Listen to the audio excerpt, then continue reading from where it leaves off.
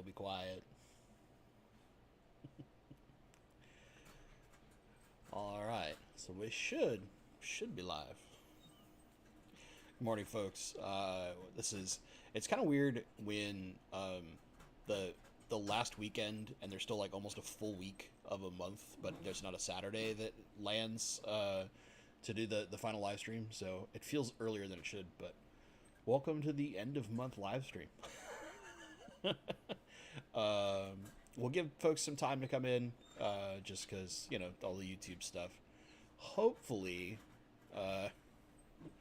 Papolimo will calm down in the background. Otherwise, I'll have to take a short moment to go let him out. He's in his crate right now, and he's losing his mind. So let me know if you guys hear him in the background. If you do, I'll have to make some small adjustments for him, and then we can get the stream rolling. So yeah, I mean, what can we babble about while we let folks get in? And for those that are here early, if you have any questions, we're going to do mostly Q&A today. I don't really have a lot of announcements or crazy stuff like that, but just at Bentley Costco, it makes it a lot easier for me to see questions and not miss them. So do that, and then shoot your question. We'll get them covered. We'll talk plants, rainbow fish, guppies, kind of anything aquariums. As long as I think I can answer it, I'll do my best. Volume's a little low. One sec. Let me do some small adjustments here. Hopefully this will give you a little bit better audio.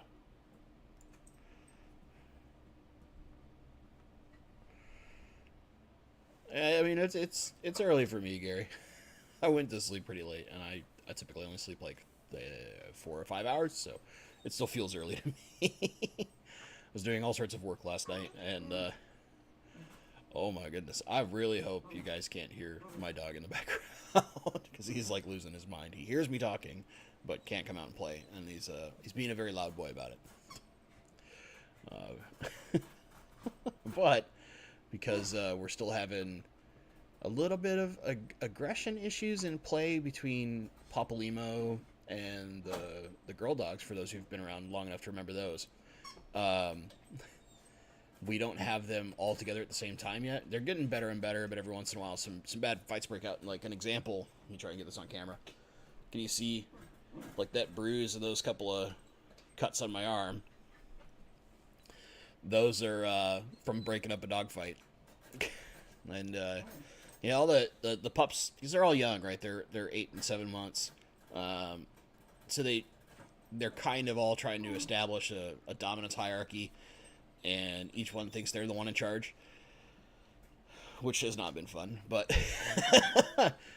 so every once in a while you're gonna get a little scrape, little bruise from breaking up pups during play and trying to get them to chill out and separate them. Yeah, if he's getting too loud, like, let me know in chat, and I'll let him out, because he's in his crate right now, because I didn't want him like running around near my light that's on the other side, which is in the area he normally would play in. Okay, so we have a question. We'll answer that real fast. Deep sand bed. What do you know about it? So here's the thing about deep sand beds. One, sand in general is terrible for plants, unless you're talking some kind of plant that can not have to rely at all at a root system. So like epiphyte plants, where they can grip onto stuff and be up in the water column the whole time. Sand is really there for display, not for plants. Even with stems, because stems feed mostly off the water column, they still rely on a good root system to keep them healthy. And a deep sand bed is going to get really compact. And why that matters is that allows for types of bacteria that normally do not grow in something like an aqua soil or something like that, where there's more space, it's not as compact, there's more oxygen in there. So that allows us to get what is it? Not denitrifying bacteria, but there's a specific type of bacteria that grows in a low to no oxygen environment, and that's what deep sand beds are trying to accomplish, because it takes care of some of the stuff that your plants would do for you. There are some places that can do like deep sand beds with plants, but it's all about using the right plants. it's kind of difficult. You can do stuff like floating hornwort, floating plants, epiphyte plants on rocks and wood, and they'll do okay. But I generally avoid it. Anaerobic, that's correct. Thank you, Aquaballs. You have it correct. Anaerobic bacteria. So I don't like deep sand beds with plants. That being said, there are plenty of people who have done it successfully. There's Ocean Aquarium down in San Francisco, which like he's maybe the most famous, where he's got like the inverted Gatorade bottles full of CO2 that he runs. So he's got CO2 in every tank and all that kind of stuff. It's certainly possible. It's just something that, like, I think it's too prone to a mistake if you're not incredibly experienced with each aspect of setting up that environment and identifying problems extremely early. Like literally the day they're starting to form, so that you don't have some kind of catastrophic failure occur. That being said, it can be done. You're never going to see me do it. I'm too lazy for that. That much work. Also, like, I just the amount of cleaning required to keep sand looking really, really nice in my water, because there's it's so easy to get algae in our water here. I don't want to work that hard. I would rather like have an aqua soil and or be in a tank where I don't need plants in the actual soil itself, and then have like earth eaters and let them do the work for me, or some kind of loach or something like that. So I hope that helps. You can do it. I mean, don't get me wrong. There's a store that like famously does deep sand beds for their filtration and lots of plants, and like that's it.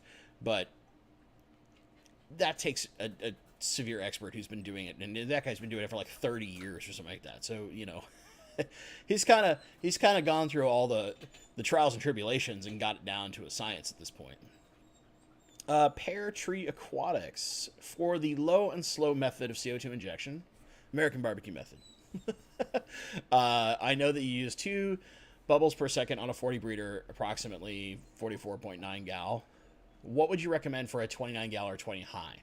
Sure. So I try to target 2 to 3 bubbles on a 40.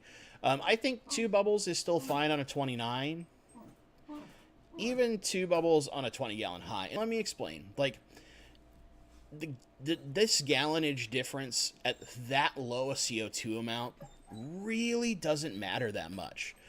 You have so little CO2 in the system compared to like your ADA tanks and stuff like that, where they're just cranking the CO2. That little CO2 in 20 plus gallons really doesn't matter. Now, if you wanted to like make sure it stays pretty low on a 20 gallon tank, so 20 tall or 20 long, I would do 1 bubble a second. But I think 2 bubbles is fine up to about 40 gallons. And then from there, once you hit 40 gallons, you can be at either 2 or 3, and then you want to start looking at doing like 3 up to, say, 75 to 90 gallons. And then from there, like, as you get bigger and bigger, of course, you need more CO2 to properly saturate the water, but it's because the water volume is getting so large, right? If we're talking like a 125 gallon tank, right, your atypical 125 glass tank, you kind of need almost 2 pipes because it's so far apart. You need to have one going at 3 bubbles a second on one end and another going at 3 bubbles a second on the other end. You're 6 bubbles for the whole thing. But 6 bubbles a second in 125 gallons is nothing, right? It's such a minuscule amount. You're going to be maybe 15 to 20 parts per million, which is, that's tiny, but it's just what we're targeting is the lowest end of the good range. So like 20 parts per million is basically what you're trying to kind of hit into, up to like 25. Most are trying to shoot for like 30, 35 parts per million CO2, and sometimes even more, depending on how their tanks are set up. But this is the way that I do it, keeps it a little easier. Another person who, he uses more CO2, but his goal is the same as Felipe Oliveira, where he's trying to make it so the growth isn't so fast that you have to maintain it like every other second.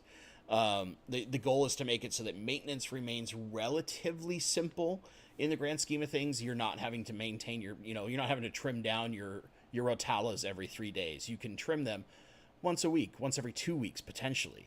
that's kind of the same goal that my low and slow method is I want to make it so that I don't have to be as on top of trimming as like your ADA like super crazy tanks where they're just jamming CO2 through those things. And also part of it is like the fish I keep are a little more susceptible to CO2, so I don't push as much in my systems naturally. So I hope that helps. But yeah, I would say like honestly 2 bubbles per second is good in that whole range of 20 gallon all the way up to about 40. Once you hit 40, like you start looking at like trying to get like, you know, up to you're like 3 bubbles a second, but 2 is still fine, depending on the kind of the plants you're using. The phone call coming in. Oh, that's an automated work call. I don't need that. And so, I'll explain this while I look for the next question. One of the things at my work is basically a sign-in service that calls your phone. And sometimes over the weekend, when I leave my machine locked at work, you'll have these like little flickers of network connectivity that will trigger the sign-in because of what I do, because it's very very secure. There's a lot of security revolved around it. Like there's, you normally have like 2-factor authentication for a lot of things. We have basically like 4-factor is the way to think about it. It's really crazy. So I'll get like random phone calls in the middle of the weekend and look at it and be like, oh, wait, we must have had some kind of like minor network flicker at work because it's trying to get me to sign in again. The fish tank barn. Mike, buddy, what's up? So, Bentley, what rainbow fish are you after from Dan's Import? So, Dan actually sent me the import list because he's such a nice guy. Dan wanted my reaction. So I actually want to talk about this because, one, I love Dan. I love Dan's fish. I think he is far and ahead the best fish shipper in the industry. Out of anybody I've used for getting fish, the time and care he takes to package his fish for shipping are second to none. Let me bring this over here because I want to talk about this list. All right, I want to make it so I'm not looking like way over here, but and so I can only do so much with my setup right now. So first off, he's got 2 different species of bozemanii. They're both a red bozemanii. So you have the Lake Itinjo, which I think they're really great. I have Itinjos, like Bob's bozemanii that I have from Gary Lang are Itinjos. The only one that is more red than the Itinjo is the Ooter, and getting Ooters is pretty hard. And then the other one they have is Aves Creek. Now, the cool thing about Aves Creek, most bozemanii are a lake fish. However, there are 2 different species. There's the Kromsa and the Aves that are from stream and creek systems. And the cool thing about the creek and stream bozemanii is they stay smaller. They're not in as big a body of water, so their evolution has made it so they don't adapt and get as big a body. So the Aves Creek, for those who might be looking at getting some rainbows from Dan, that's a fish that you can keep in a 40 breeder really, really well because they aren't going to get as big as like an Itinjo. Now, granted, I keep a breeding group in an Itinjo, but you could keep a school of like 8 Aves Creeks in a 40 breeder and they'd be happy. And they'd have lots of room to swim as long as you don't like let guppy grass go crazy like is currently going into my tank. So that's the cool thing about that, like the Aves. The Kromsa are like the hardest bozemanii to get a hold of. It's nigh impossible. There's like 3 people in the United States that have them, and bozemanii grow slow when you breed them initially. They grow even slower. It's nuts, but very very cool fish. And the Aves Creek, a lot like an Itinjo, has that nice reddish orange back, beautiful blue in the front of the body for the males. The females have a kind of a yellowish orange color to them. It's definitely, they look good. They color up nicely. They're a very, very nice fish. We have some pseudomagills. We have the Gutridae. There's so many that they call Gutridae, but they aren't really Gertrudae. There's the Takai one, which is a really good one. And then they also have the pseudomagill paludicola, That's a one I don't know very. So keep in mind, like pseudomcgills, I'm not like super knowledgeable about. I haven't dedicated the amount of time to pseudomcgills that I have to the Melanitania, Glossolepis, and Chalatherina, the three big species. But pseudomcgills are all cool. And the best part about pseudomcgills is you can keep them in small tanks, like 15-gallon flexes, like this thing behind me, and they're great little fish. Their displays are really cool because they have those bigger fins than the big rainbows, and they really spread them out and they shake them kind of like how cichlids will. It's really, really cool to watch their displays. The next big boy is a Melanitania nigrans. So this is kind of called a dark Australian rainbow sometimes, which on the list they have it listed like that too. Nigrans is a really cool fish as well. If I'm going to pick an Australian fish, I tend to look for goldie eyes or some of the trifasciatas. So, and there is he's got a really great goldie eye on this list that we're going to get to. But I think if you want to get away from the typical rainbow colors where you see like the yellows, the blues, the oranges, the reds, and you want something a little more interesting where you're going to get more like blacks in there, the Negrons is actually a really cool fish because it's going to give you that. In fact, let me pull up a picture of a Negrons for you guys because like Negrons are really, really cool fish. But you get a lot of people who would prefer the super bright colored rainbows, and then they wouldn't really want to go this way. They also call this the black banded rainbow fish. I forgot that's the other nickname for this fish, but it's really, really, really cool. Here's a very good picture that I'm going to rip off from Angfa. It's cool though because Angfa is like the place for all the best rainbow pictures.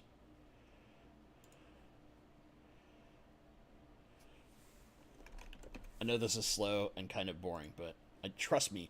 Like I think me describing this fish isn't as good as me showing you this fish, and I think if I show you this fish, you'll understand why it is definitely popular with rainbow people. But if you want those super bright colors, this might not be the fish for you. But if you want something a little different than that atypical super bright rainbow, this might be your guy. So let's show this. Bam. Check this guy out. So you see what I'm talking about, those nice big black bands. What I love the most about this fish is that super, super crisp black edging that comes on the fins of the adult males. It looks just really, really cool. And then you've got that kind of gunmetalish blue, a lot like a Kamaka rainbow, that you're going to see as an iridescent. So this is like a really well-shot photo. Because getting this in a photo is super hard. Getting that blue tone to show up is really, really hard. But really, really cool fish. I would say if you wanted like the different rainbow where somebody's going to go like, what the heck is that? This is probably that fish. Now, if you want a lot that super bright color that rainbows are known for, this might not be that fish. So let's go back. I want to get the rest of that list because like I kind of wanted to talk about this, and Mike gave me the perfect excuse. So thanks, Mike. Don't worry. Everybody's got questions in chat. I will get all your questions. Don't worry. We're getting them all. I'm here for 2 hours. So then we've got the Sunset Dwarf Rainbow, which is the Melanitania parva. You guys, if you've watched my channel, you know that I have parvas and love parvas. They're basically like just sunfire orange the whole time. It's like a bottle of Sunny D turned into a fish. They're fantastic. The Millennium Red Rainbow, so the Glossolepis pseudo-incisus. So there's what we know is the Red Rainbow, which is the Glossolepis incisus, and then there's the Millennium Red, which is the pseudo-incisus. The difference between the two is really, really simple. I honestly think the pseudo-incisus, the Millennium, is the better red fish. It gets a more vibrant red. You're going to see more like rusty and almost maroon colors out of a regular red rainbow or Irian rainbow. So the incisus, and in the pseudo-incisus, the Millennium Red, you're going to see that super bright red color, and it's going to be slightly less metallic looking. So the incisus kind of has an almost metallic sheen to its scales, where the Millenniums don't have that quite as much. I had some Millenniums for a while. They're really, really great fish. They're also a little more commonly bred, but these are coming from a super nice source. So this is getting you better than like the I think Imperial Tropicals is like the best example of who has Millennium Reds and the albino Millenniums. and they're all, pond bred, which is fine. And Imperial Tropicals is one of the better ones that pond breeds correctly to where we're not getting really bad genetics. But this is mostly like wild or direct descendant of wild stock, because this is coming from Indonesia, from one of the breeders that gets things wild caught. Really, really cool fish. There's a fish that recently got renamed in here. So what used to be Melanitania mccullochi, some of the mccullochis got renamed to sahulensis because they're from Sahul. And says Soul Creek. I swear that's got to be wrong, because I know of the Skull Creek, but not Soul Creek, S-U-L.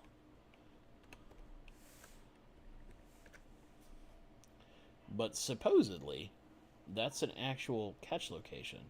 Although looking at them, they look exactly like the Skull Creeks, so I don't know that I don't know whether that's a typo or actually correct. So the mccullochis, if you're familiar, they're a dwarf. They really only get about yay big. They stay pretty small. They top out at like 3 inches. They've got these nice black stripes down the body, silver, and then depending on where their catch location is, will depend on the color in the fins. The most common ones, what are now the mccullochis, tend to be orange and reds in their fins. The sahulensis, so the Skull Creek and Soul Creek, I guess. I don't know that that's a catch location. I think it's a misspelling from Skull Creek, but don't mind me.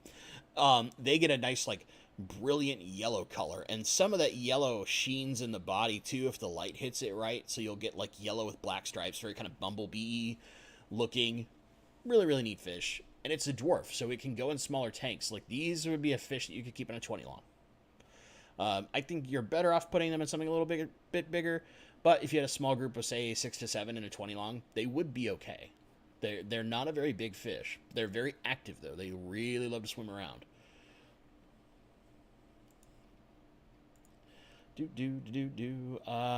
There's Blahari rainbows, which you guys have seen those, the party animals. Great fish. I absolutely love them. They get big, though, so you need a big tank. Oh, man. So this, if you want to know the fish I looked at, and the only reason I'm not going to buy it is because it's not this is where, like, you get, rainbows get snobby, okay? The Glossolepis multisquamata, okay? This is a really, really cool fish. So the emerald rainbow fish, the Wanamensis, that has those super long fins on the dorsal and anal regions. The multisquamata is the red version of that fish. They do the same thing. They get those long fins.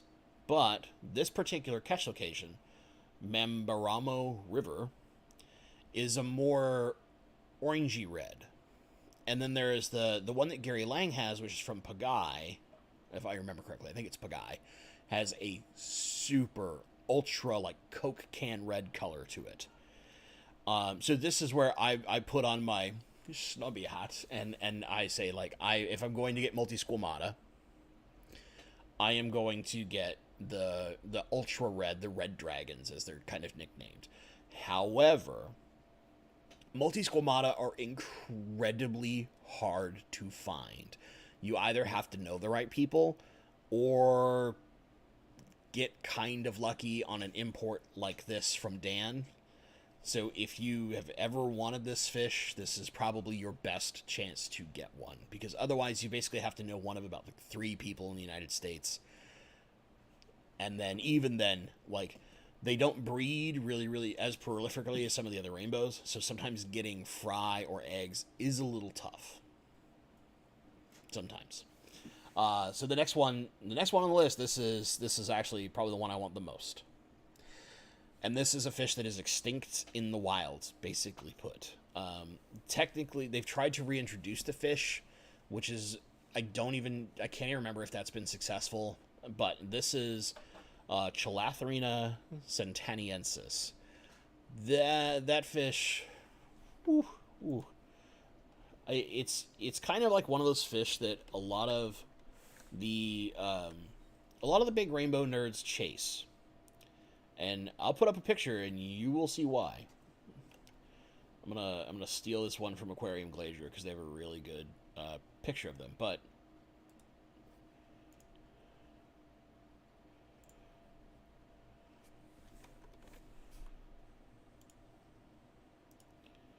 we'll give them appropriate credit. So big thanks to Aquarium Glacier for having this beautiful, beautiful picture. So we had the Negrons earlier, right? Cool fish, a little different. This guy, on the other hand, woo! So this is like the most red Centenniensis. Like this is the most red Chalatherina you're ever gonna get. They are crazy red. Now, granted, the females don't get this great a color, but they do actually have a different color than like the more kind of boring looking Chalatherina. So like Chalatherina lahari females are pretty boring looking. The Centenniensis have a little bit color to them, but not like this. Not like these males where they're just stop sign red, right? They're just incredible. The biggest problem is that, like I said, this fish is extinct in the wild. The only reason this fish exists is because of hobbyists.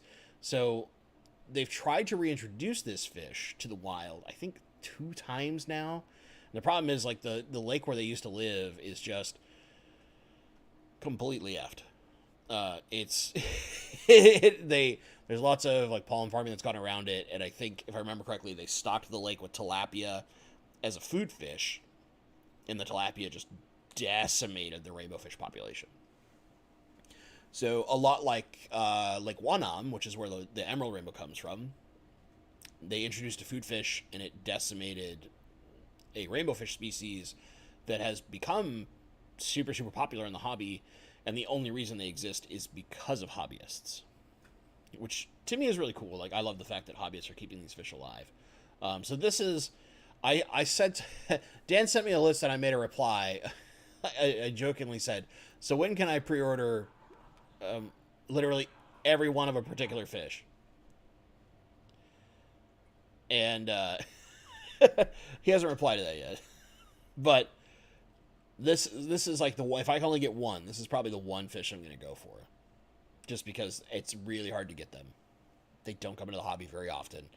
And the people that I know who would be the best sources for them, I think all of them were trying to get new stock from the really good breeders in Europe that have probably the best line of this that's easily available to the United States. Dan's done some serious work to bring this fish in. I'm going to take a short break from the list. I want to answer a couple questions just so I don't lose them too much, and then we'll bounce back to the list. Like, I like Mike's question, but I could talk rainbows for probably too long. So we'll go back to that in a sec. So Brian has Cryptocorain spiralis in a 29-gallon, gets to the water line and grows algae because it's so close to the light. Pruned it, now it's curling at tips and yellowing. Best way to prevent this in the future. So when a lot of like the long grass type plants, when you trim them, it kind of triggers them to die off.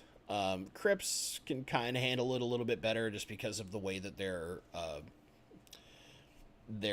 structure is designed. But sadly, like, the best way to solve this problem is floating plants. You basically need something to shade the top of that plant, or just not be too worried about the little bits of algae getting up there. It kind of sucks because, like, yeah, again, that spiralis will just grow and grow and grow, and it can get very tall. And in a 29-gallon, like, it can easily outmatch the 29-gallon. Like, it'll go to the top of a 90-gallon without an issue, if it has the time and the right nutrients and all that kind of stuff. So, I mean, you're going to get yellowing at the point where you clip it. That's just going to happen because that's an amount of necrosis setting in from trimming it. You can't really prevent that. You also kind of can't prevent it from growing too tall. The only thing you can do is kind of try to shade it some with, like, water lettuce or something like that. But if you don't want those kind of plants, you kind of just have to deal with it some. Or what you do is you get enough flow to where it just tilts over and it's never really getting to the top of the water, because it's bending into the flow of your filter or pump or whatever. That's kind of what I like. So I have spiralis in with the angelfish, and it grows kind of up and then angles away because it's hitting water flow and it's getting pushed. And that helps prevent it from just, like, flopping at the top surface of the water as much. Hope that helps. I know it's not a perfect answer, but It's the unfortunate thing of Cryptospiralis and Cryptoretrospiralis, which they're beautiful plants. I love them, but they grow really, really tall. And most of them exist in river systems where they're just like at the top of the water, laid way out across this river or stream system, just like flapping in the top of the water, which it looks really cool. I've seen video of them out in the wild, and they look amazing in these like big swaths in these rivers and creeks. Like they look almost like they're islands in the middle of the water system because they create this big, huge green mass. It's really, really cool looking. And some of them get like that kind of brownish red color depending on like where they're from. Really, really neat. So Sebastian Nagy, thank you for all the knowledge that you share. Can lights turn algae to black and hard to remove from plants? My old leaves had black layer that I can't scrape. Okay, so this is a type. It's most common on, like, you most commonly get it on Anubias and Java ferns, any of your like super slow growing, low demand plants that don't really move a lot, so they have stiffer leaves. This is a type of dust algae. And the way that it forms typically is by, microscopic, hard to see amounts of detritus that settle on those leaves and fuel that algae to grow. I get it all the time in my big rainbow tank, because whenever I trim all the plants that would shade my Anubias, now they're under a decent amount of light, and it's Anubias exposed to relatively bright light. Anubias normally like lives in shaded areas, so when it is exposed to that underwater, it grows that dust algae. The way that you can prevent it is by providing shade to those plants. So if they're lower in the water system, getting a bigger, faster growing plant, something, some kind of stem or like some kind of floating plant to provide a little bit of shade, that actually will slowly go away, because that light gets shaded away from the top of those leaves, right? It needs that light really, really bad to maintain that layer. And as that light gets shaded away, it will very slowly, mind you, with a kind of standard cleaning crew. If you got like Siamese algae eaters or some really good autocyclists are actually pretty good at slowly chipping away at that. It will slowly but steadily go away. However, it's really just a matter of very low demand plants that have typically a stiffer leaf structure. Not always stiff leaves. I've seen this on Rotala before, which, Rotala's got really, really fragile leaves in the grand scheme of things. But typically, it's usually like your Anubias and stuff like that get this. Stiff leaf structure, little microscopic detritus gets there, settles because there's not enough flow or whatever it may be, and then that starts fueling that algae, that combination of that little food source and that really strong light. So you can help fight it by lowering your blue light if possible, or just lowering your overall light. But really, the big thing is, like, if you shade those plants with some kind of floating plant, it really, really, really does put a dent in that algae layer being formed.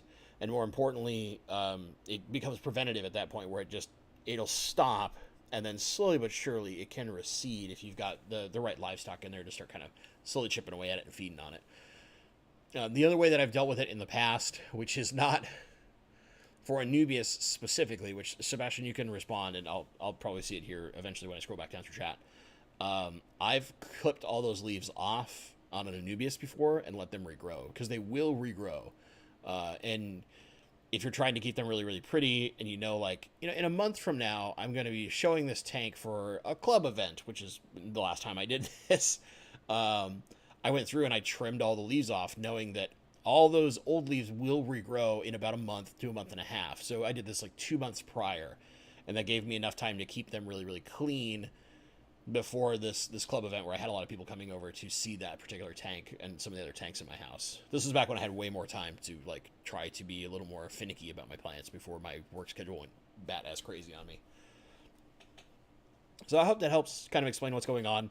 A couple of things you can do. I know they're not simple, but there's some options. We'll do like 2 more, and then I'll bounce back to the rainbow list for a little bit, and then we'll come and do some more. How's that sound? Is that good? Good? Check the bottom chat, make sure people aren't like, I can't stand this stuff. All right, they look good.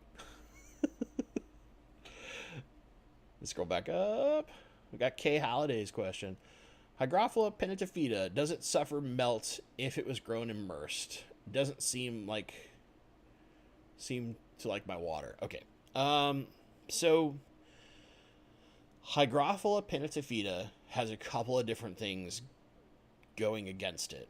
Number one, without CO2, it can be really finicky.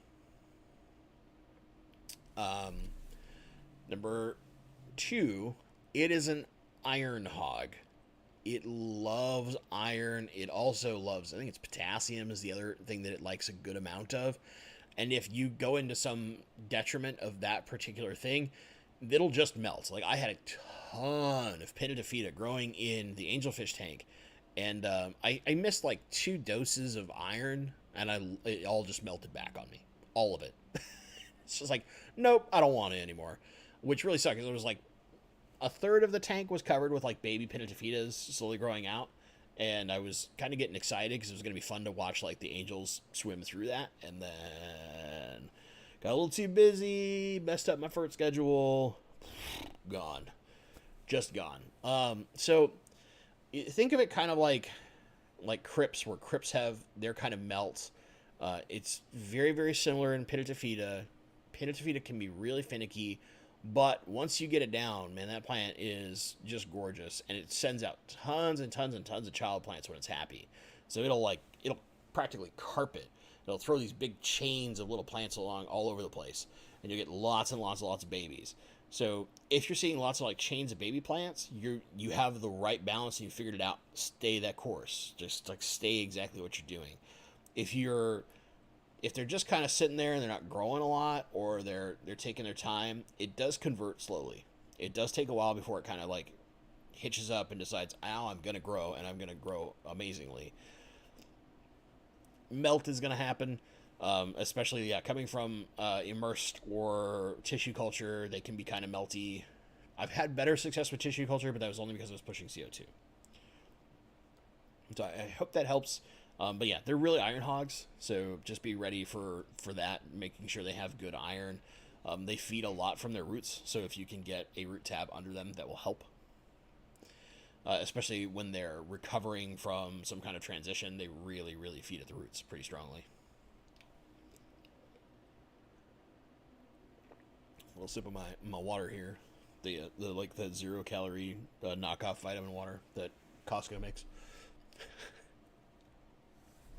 All right, Clint's Aqua Tanks.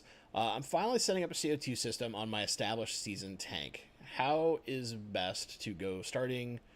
Okay, so what's the best way to get starting? And also, what do you think the best settings would be for 3.0 using CO2? Okay, let's pull this apart into two sections. How do I get started? And then fluval settings. That's kind of the easy one. Whatever setting you're using right now, if you're using a fluval light, keep it. The only difference is as you start introducing CO2, if you are not at a higher light, so if, let's say your maximum light power on your current settings goes to like 75%.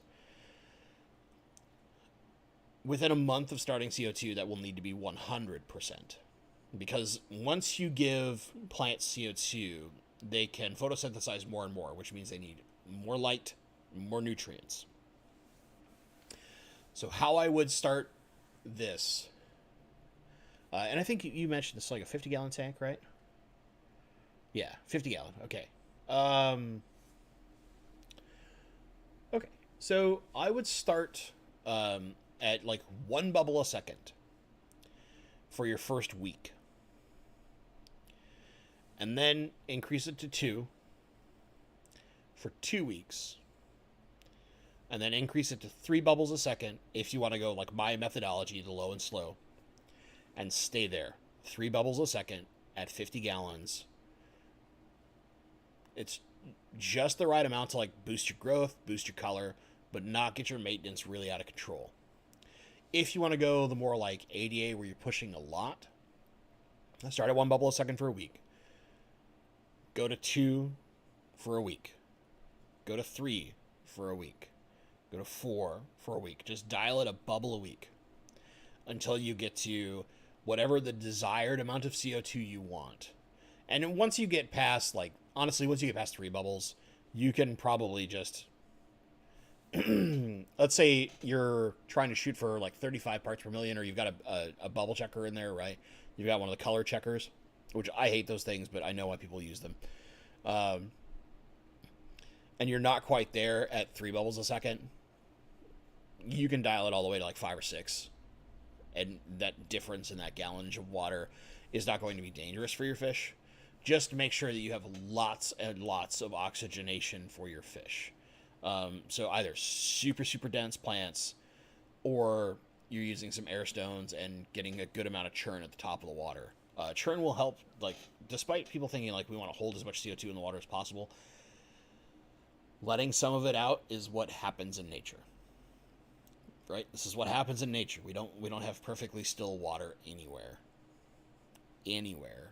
If we do, there's no life going on in those places.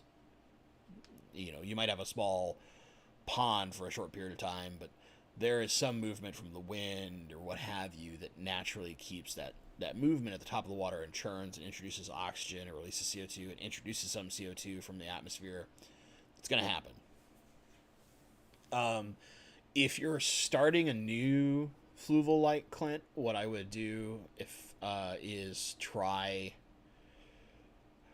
Let's see, depending on your plant load, and this might be something that's just good to email me for, but depending on your plant load and like what plants you're using, my day sim's pretty good with CO2 and stems, and really just kind of anything. Like I've been using day sim with crypts, Erios, mosses, Java ferns, stems, swords, and it does great across everything. Like pretty much all my tanks are on the same setting nowadays after all my testing. There's like 2 tanks that have slightly different settings, only because there's some variables there, like either they don't have CO2 so they don't need as much power, or there's a lower plant load in there so they don't need, again, as much power. It's really the only differences. I basically use the day sim on everything.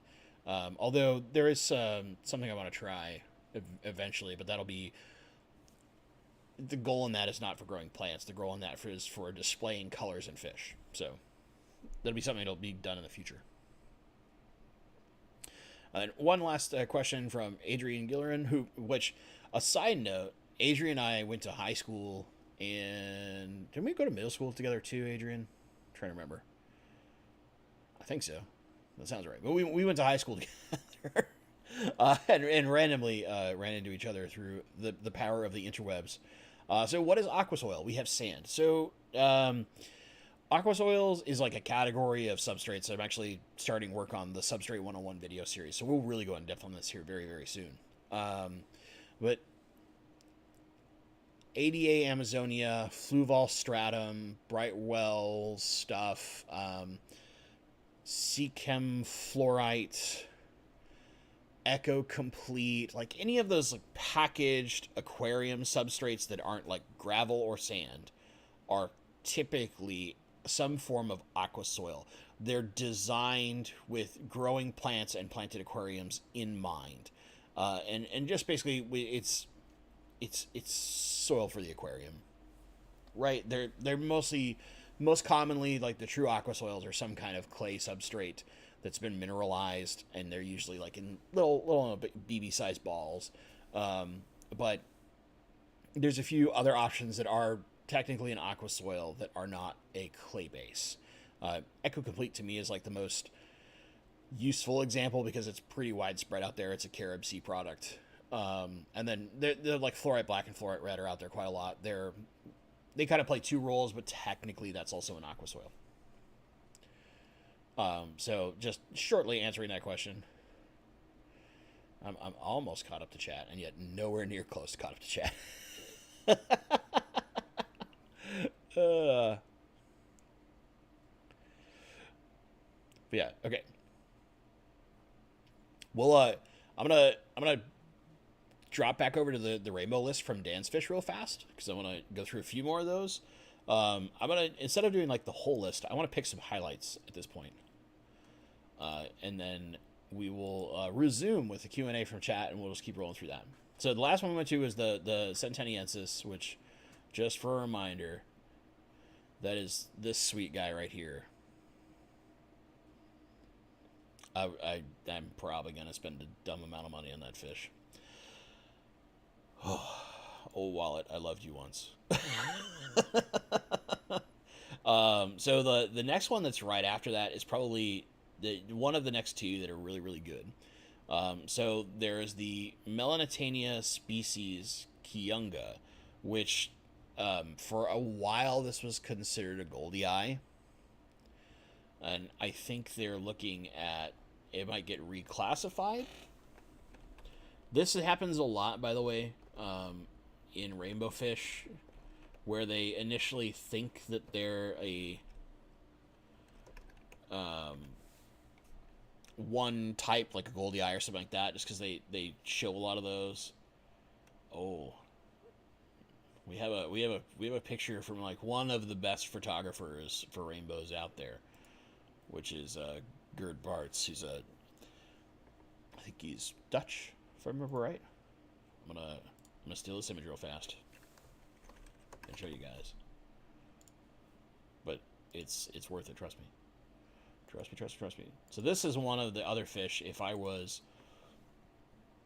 didn't already have like goldie eye decais, personally, this would be a fish I'd go after. And I also have Melanitania pictas, which is this is another fish that Dan has on his list. That's another one that's really, really, really good. Holy moly, this thing's huge. I gotta shrink this picture down. It's a way bigger image file than I thought it was. Oh, there we go. That's not as crazy. Whoops.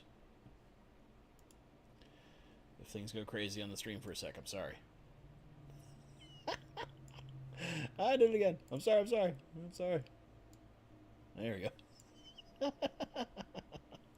Okay. Make sure I'm awake, right? So this is the Melanitania species Kiunga, which this was originally thought it would be a goldie eye species, and then they have taken away the goldie eye classification from them because they are pretty certain it won't be one.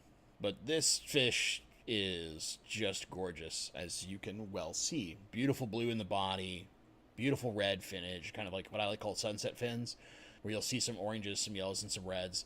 You can see a little bit of yellow down in the anal fin portion. Beautiful fish. That's one that Dan's got coming in. There's also the Picta, which used to be called the Aru2. Very similar in appearance, but instead of on the anal and dorsal fins, instead of a rounded look, it has like a more sharp, angular look to the fins, and a little more yellow in the base of the fin that shifts to orange. It's really the best way to describe it. Instead of hunting down a picture, they're so close that I don't think it's worth like showing a picture of that. But that's another one that's really good, is the Melanitania picta that he's got. He's going to have running rivers, so for those who've ever wanted the running river rainbow, which you know that I have them, I absolutely love them. I consider them kind of my crown jewel, just because they're such a neat, and they barely survived extinction fish. Really, really cool. There's some of the funnier fish in there too, like the Sex lineata tabule. They look like they have red lipstick on them. They're kind of neat. There is one goldie eye that's coming in. So there's the goldie eye Kiura, which is very similar in appearance to that fish I showed you. Let me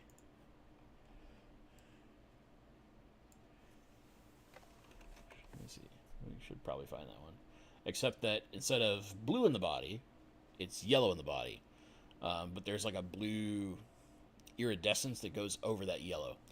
And that you might be like, that doesn't sound anything like the fish you just told me about. I'll show you. You'll understand what I mean when I show you. They're a little closer probably to like how the pictas kind of look in their fins.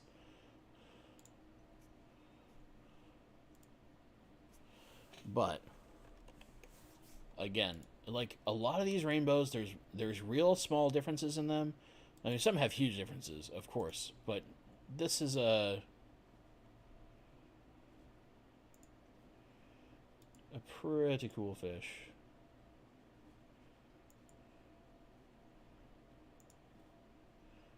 hold on. I saved a website, not an image. I'm bad at computers, can't you tell? I crack myself up with some of the dumb things I do. So here you go. Do you see what I mean? So it's yellow in the body, but it's got that blue iridescence that comes over the yellow in the scales. And then you see that starts yellow in the finnage and then shifts that kind of sunsetty appearance where it goes that orangey red color. This is what the pictus fins do, but the body is blue. So kind of like these three fish fit a spectrum of rainbow fish. This is a goldie eye species, and this fits like all the goldie eye stuff, which we won't get into that. It's really nerdy, but really, really cool fish. This is another one that, like, if you don't have a goldie eye of some form, or maybe you want a good yellow fish, but not like the axelrod eye, the yellow rainbow, this would be a really, really cool fish to get. Let's see. I think there's like one other one I really want to talk about on the list, and then other than that, we'll hit those questions. Okay, so I won't show pictures because I've shown them before, but like he has the Lenai wapogas, and I kind of always want to buy more of that fish just because I love it so much, and I don't want to wait to breed them and raise them. So you guys have seen those, right? I've used them as thumbnails before. They've beautiful yellow and blue striping, absolutely gorgeous fish. The other one that's really cool is the Trifasciata Blythe River. So for those who are used to the Goiter River rainbow, the Blythe River is an even more intense color. So like Goiter Rivers have a really, really nice bright red. Blythe Rivers has beautiful dark red. It's really, really intense. Very similar looking fish, but a little harder to find the Blythe River.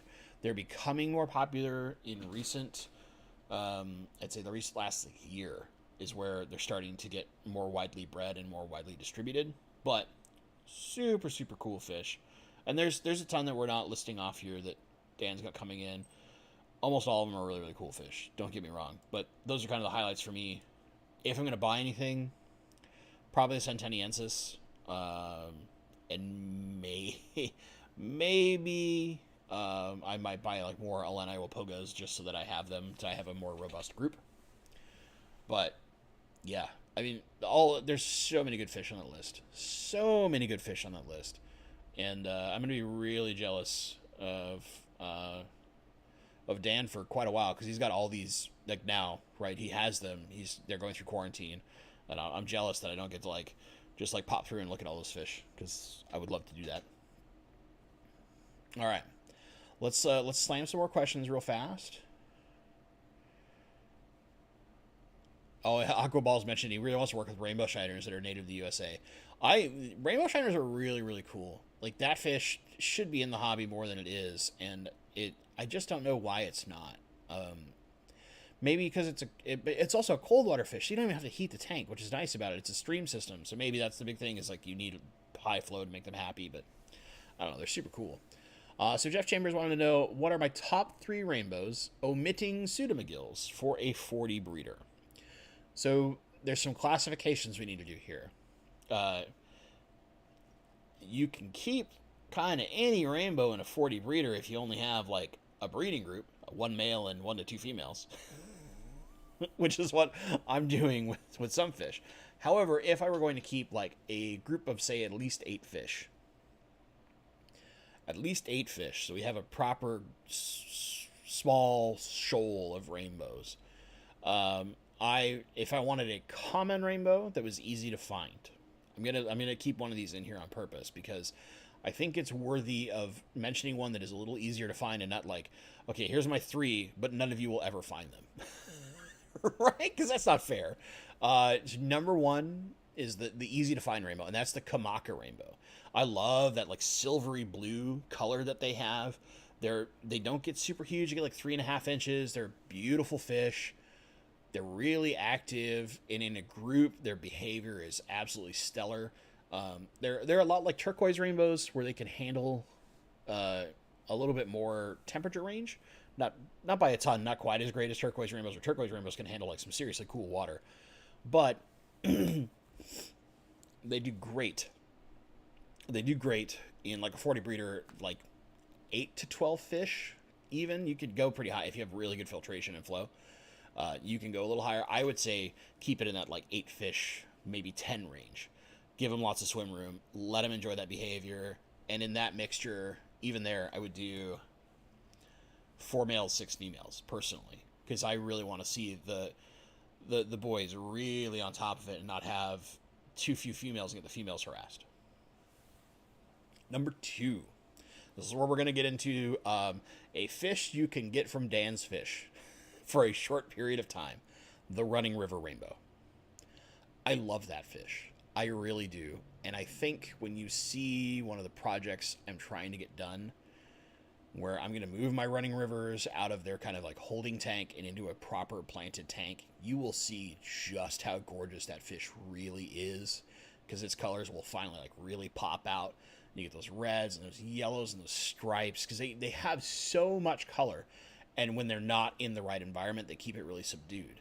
But they stay small, they stay fast, they stay active. I mean, watching those guys chase brine shrimp is so crazy. They're so quick because they're a river fish, right? Those river fish are fast. Those river rainbows, man, they're quick. But they stay nice and small. They get like 3 inches. I have adults, they're like 3 inches. And they're beautiful. They have great behavior. And a 40-gallon is perfect size for like a group of 10 to 15. Seriously, like I'm keeping far more than that. I'm keeping like 25 of them in a much smaller tank. But if you really want to see good behavior and watch them like really, really go nuts, a 40 breeder would be perfect. Absolutely perfect. And I'm trying to get them into something even cooler. But COVID is the devil. Human Malware has made like basically every project I'm trying to do just grind to an absolute halt, and it drives me nuts. I hate it. I really hate it. And then finally, the last rainbow.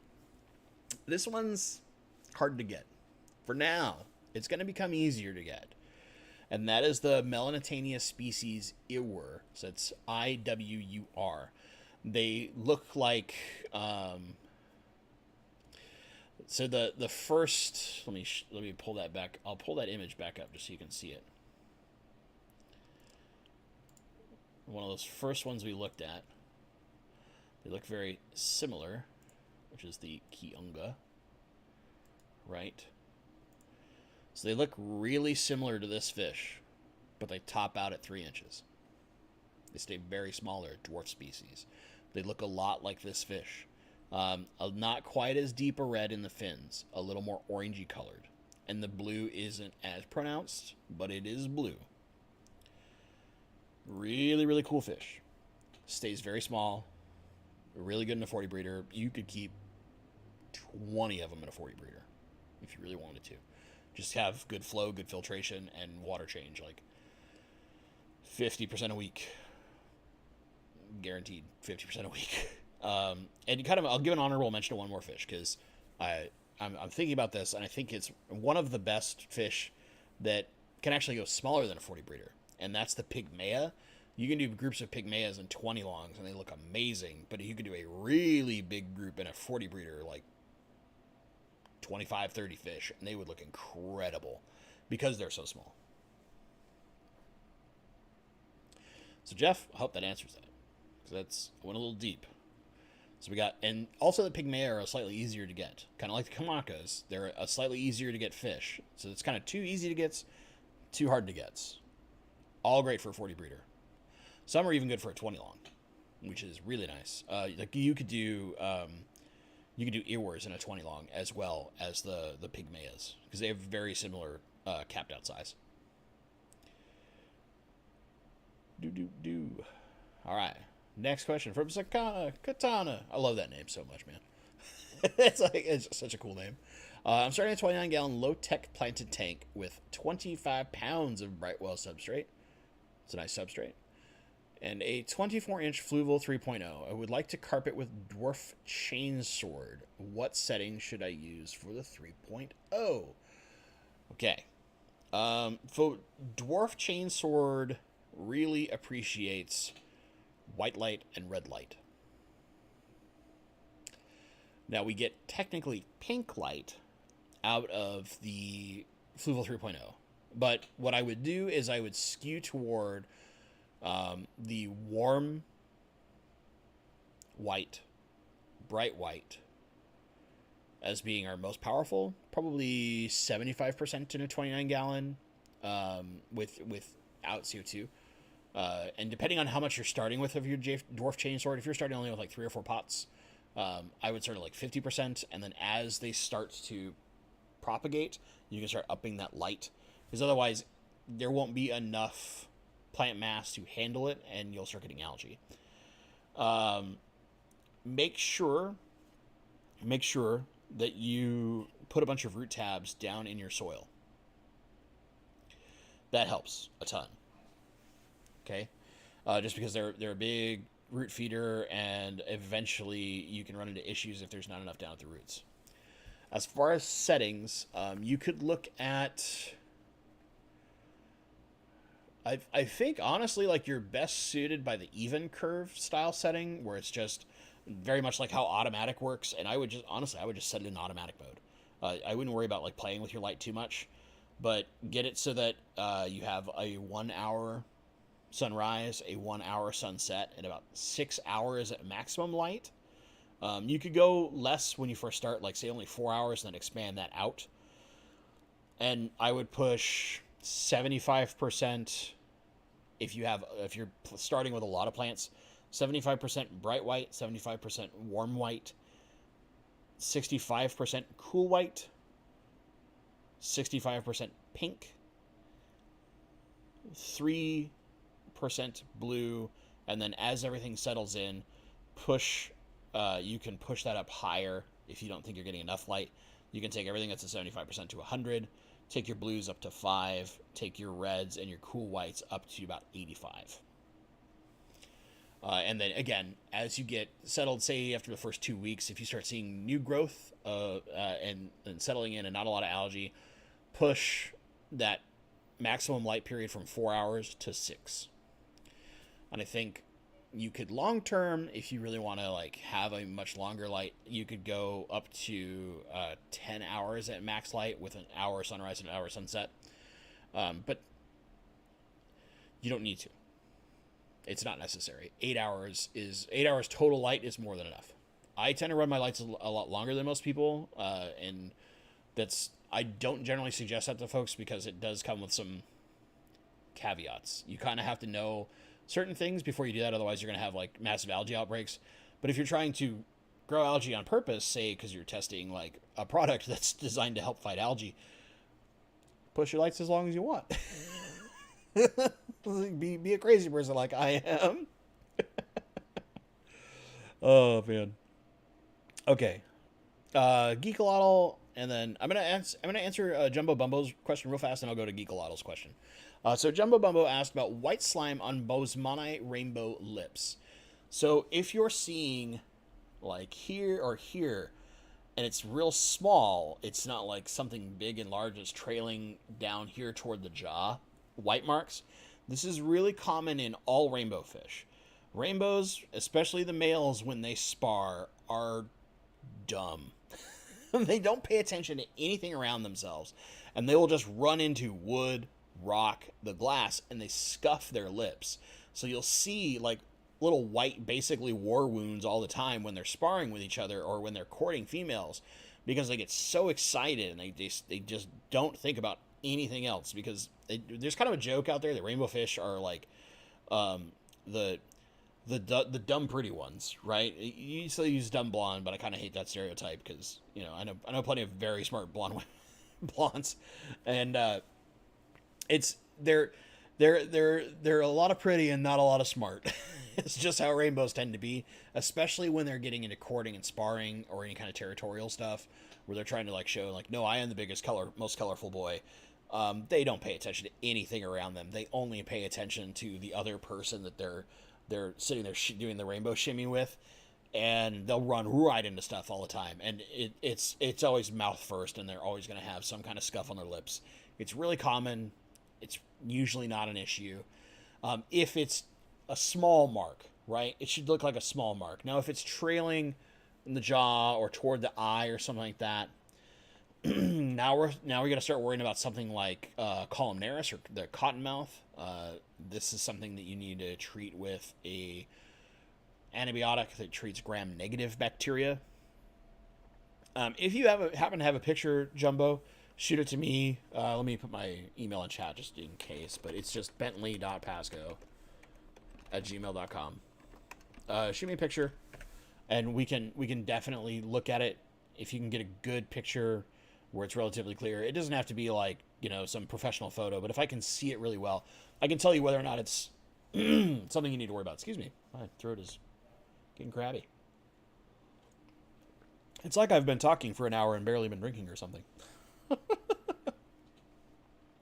yeah, most commonly that's just war wounds from sparring and being dumb boys and trying to show off for the girls. I see it all the time on my fish. They're not the smartest, but man, are they pretty. Okay, Geekalotl. Do you find some plants just die suddenly after having them for a year? So I have had this with certain plants, and what this usually comes down to is a plant that really feeds on a specific nutrient. So an example would be Java ferns really love potassium. And if they don't get enough potassium, they will just start falling apart on you. And sometimes they get to a point of where you can't recover that. They will get to like a shock state where they're going to try and throw all their child plants, all their adventitious child plants as possible, and they're just going to die. They've given up everything for those child plants. Most commonly, it tends to be a nutrient issue like that, where it's a singular nutrient that they really, really go after. Crips can just kind of melt at random if they're not happy. It is annoying. Especially like pink flamingo crip will just fall apart and die. I swear, like when that plant melts, it's so hard to recover it. So, yes, but typically they're not dead. You usually should be able to see, you should have a couple days where you can tell what's going on before it's completely gone. Almost always that is a specific nutrient deficiency that plant really has been feeding on, and now there's not enough of it, and it gets super, super unhappy. Not a perfect answer, I totally understand, but that, in my experience, is most commonly what I've seen. I'm sure there are other people who have seen like different things or can tell you like, oh, it has to do with XYZ water chemistry and this algae that you don't see yet because it's not prevalent, but it's taking up all of Y or whatever. It could be very much like fish doing something that you don't realize at night, like rustling their root structure or something. But most commonly, I've seen that as a deficiency of a singular nutrient that plant tends to use lots of. So like another great example, Monte Carlo. Monte Carlo actually likes a lot of calcium in the water. And if you don't have a lot of calcium, it is going to just fall apart on you. And fall apart on you fast. Which sucks. I hate it. I like Monte Carlo as a plant, but man, keeping it in Washington is such a pain because there's no calcium in our water. Also, still from Geekalotl, how do you encourage pseudomagills to be less shy? Bigger group. Seriously. They're a schooling fish, and they exist in the thousands in the wild. And that's what keeps them feeling safe, because they're a topwater fish, so it's not like something above them is going to make them feel less shy. They're a topwater fish. In theory, you could have stuff below them, and if they have like cories or something swimming below them, they're a little more likely to think that there's no predators around, because if those fish are swimming out and about and they don't have any fear, they might come out a little bit more. But in general, if they're being super shy, it usually means that you need a larger group to make them feel more safe and protected. If they're in a smaller group, it might inherently trigger a survival instinct where they think that there has been a predator because there's so few of them in the tank. And so few of them can be like 10. It really depends on the tank size and the particular pseudomagill, because each pseudomagill is a little different based on where they come from.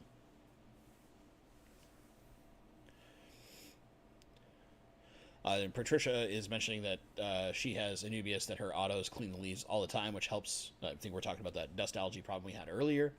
Hi, Chubbs Aquatics. Just hi. 3B Aquatics, Bentley, thanks for lead on the rads. Got them, and they are great and really looking good. Yeah, man. You went to Eric, right, and got rads from him, like his Series Creek rads, which he got directly from Gary. Man, they're pretty. They're such pretty fish, and I like rads a lot, and I think when I can do my garage, I'm gonna do some crazy nonsense with rads, just because they're a really cool fish, and I think they need a little bit more love. Bob Steenfott recently has been talking about rads, which is nice, but there's the Series Creek I like a lot. It's a little more prolific locally. There's one rad that I really want to do for my home self that won't be the Series Creek, but I think if you're going to get a starter rad, the Series Creek is probably like the best in a combination of color and ease all in one go. Which I think more people should give some love for Radnocentris. They're a really, really cool rainbow. They're kind of weird in that they don't look like a rainbow, and they're very small compared to most rainbows, but they kind of fit the classification of the large rainbow and not like a pseudomcgill, but they're smaller like a pseudomcgill. They fill a very special, very, very special place. So Ian Atkins, I have a 29 gallon with a 30-inch beams work. I'm having a bad brown hair algae outbreak. Been doing manual removal and water changes every 2 to 3 days. It's been a month. Any tips? So any form of brown algae is usually excessive phosphates in your water. So this is some kind of diatom. So what I would look at is limit your light. So if you have it on a timer, if let's say you're doing 8 hours of light a day, take it down to 6 hours of light, or even give it a break. You could split it so that like you have 4 hours of light in the morning, a 2 to 3 hour break, and then 4 hours of light at night when you get home from work, right? Do the siesta method, then just turn it off in the middle of the day. Give it a break. 2, let's limit our feeding. What I would do is however much you feed a day, turn that to every other day. And it's okay not to feed your fish every day. In fact, what I would suggest, if you really want to build healthy fish long term and allow them to be more capable of handling you going on vacation, don't feed them every single day. Have a fasting day or 2 in a week.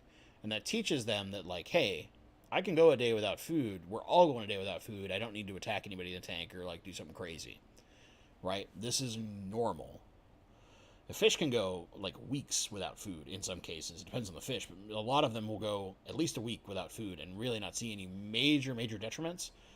After that, you start seeing some stuff, but they need very, very little food. Fish only need, with certain exceptions, like some of the big cichlids and stuff like that, they need 1% of their body weight in food a day. 1%. This is nothing. If you think about like the size of a tetra, what's that going to weigh? Like a couple grams? Very, very little. Maybe not even a gram. They don't need a lot of food. So what we want to do is we want to cut back food. And when we cut back food, we're reducing the amount of phosphates in the water. And this also reduces nitrates too. But I would check your nitrates. Let's make sure we do that. Because if we're at like 40 ppm nitrate or higher, we need to dial that back and figure out where all those excessive nitrates are coming to. But typically, brown algae, diatom algae, come from excessive phosphates. And depending on how long the tank's been going, can also happen very early in a tank's life cycle. Let's say the first 2 months of a tank being up, you can be dealing with brown algae. And it can go longer if the right things aren't in place to help balance that out. So things like autocinclids love diatom algae. They eat it like crazy. Even the kind of like almost hair-looking algae, once you remove it the first time, they'll start eating it a little bit more. You're okay, buddy. So that's kind of your options. I hope that helps. And if all else fails, again, my email's in the chat there. It's bentley.pasco@gmail.com. Shoot me an email. We can work through some of this stuff, and we can kind of check in kind of like a week at a time and start like dialing things in and trying to figure out really what's going on, get it diagnosed, get it fixed. I want to thanks Elijah. Actually, my first time getting a member on a stream in a while. Thank you for joining up, man. You're welcome to Autocinclus. It's you got the cool new member, Anubius, and pretty soon you'll have a cherry shrimp. Nice little badge. Alrighty. Helping Ian a little bit there. Sebastian. You nailed it. Yes, I have issues with Crips and Anubius. Thanks for the details. Awesome. Yeah, I see it super commonly on Anubius. Oh my goodness, Papalimo. He's whining so much he wants out so bad.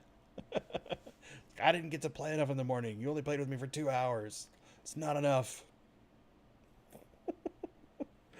3B Aquatics. Is there a specific trigger for plants to send out internodal roots? Yeah, that's a good term. That's a term most people probably not used to. Specifically, my Rotala Hurrah, Hra, and Orange Juice. Ooh, Orange Juice. Nice one. Kind of ugly to me, and I was trying to figure it out. So, for those that don't know what internodal roots are, when you get the roots up in the water column, I more commonly call them aerial roots because it's a little easier to picture, but roots that are in basically between each of the nodes, up in the water column, not down in the soil. Rotala does this. It just does this. And yeah, it looks ugly, but usually what it means is there's so much for it to be able to feed off of in the water column that it needs those extra roots to actually really pull those nutrients in. Usually it's a sign of super healthy plants. And what we would typically do is when we start seeing those internodal roots, we would clip just right under where they start and replant that trim. And now you've got a completely fresh plant with a good root system to start that's going to get a really healthy root system in your soil. And in theory, starting with that root system should prevent internodals in the future. However, if you have really good nutrients in your water and some CO2 and good light, you will see internodal roots from time to time. That tends to be why you see the aquascapers have that super dense like forest of rotalas, where it's just really, really, really dense. It makes it creates kind of an illusion where you don't see those internodal roots as much. You just see the leaves and the color. Kind of a trick of the eye. Can you prevent it? In theory, if you limited some of your micronutrients, man, my brain is failing me right now. It's not boron. There's one specifically that helps root growth. If you limited specific micronutrients to prevent that from happening, you could starve effectively the plant of its ability to the thing that helps it get great root growth, and that would prevent internodal. But that's a lot of work because now you have to get every individual micronutrient and dose them individually rather than like a pack of micronutrients or a all-in-one. So yeah, there's a couple options, but nothing's perfect. That's the problem. Rotalas just do that a lot. It's just kind of their jam.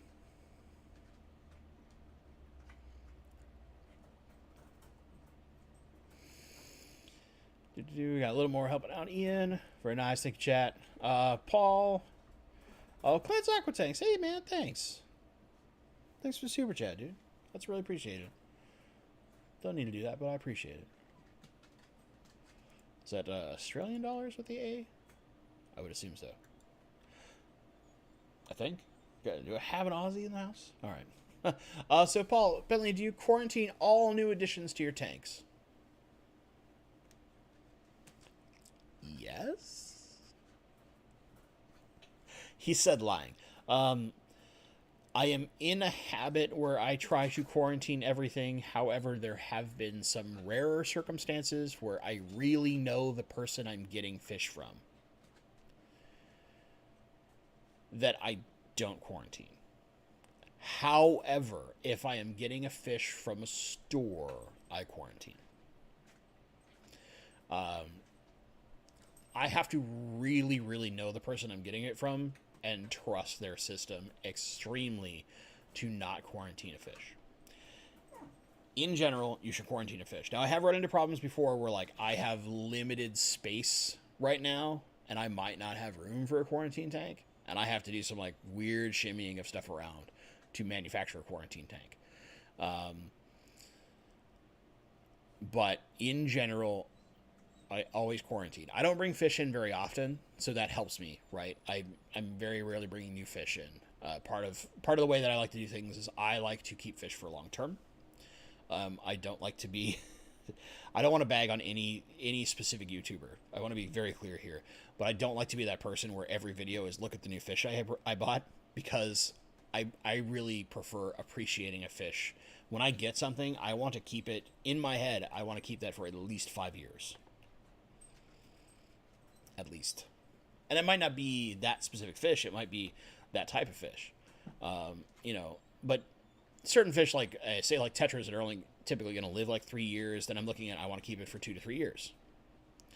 But like rainbows, I want to keep it for 5 years. A guppy colony, I want to keep it for 5+ years.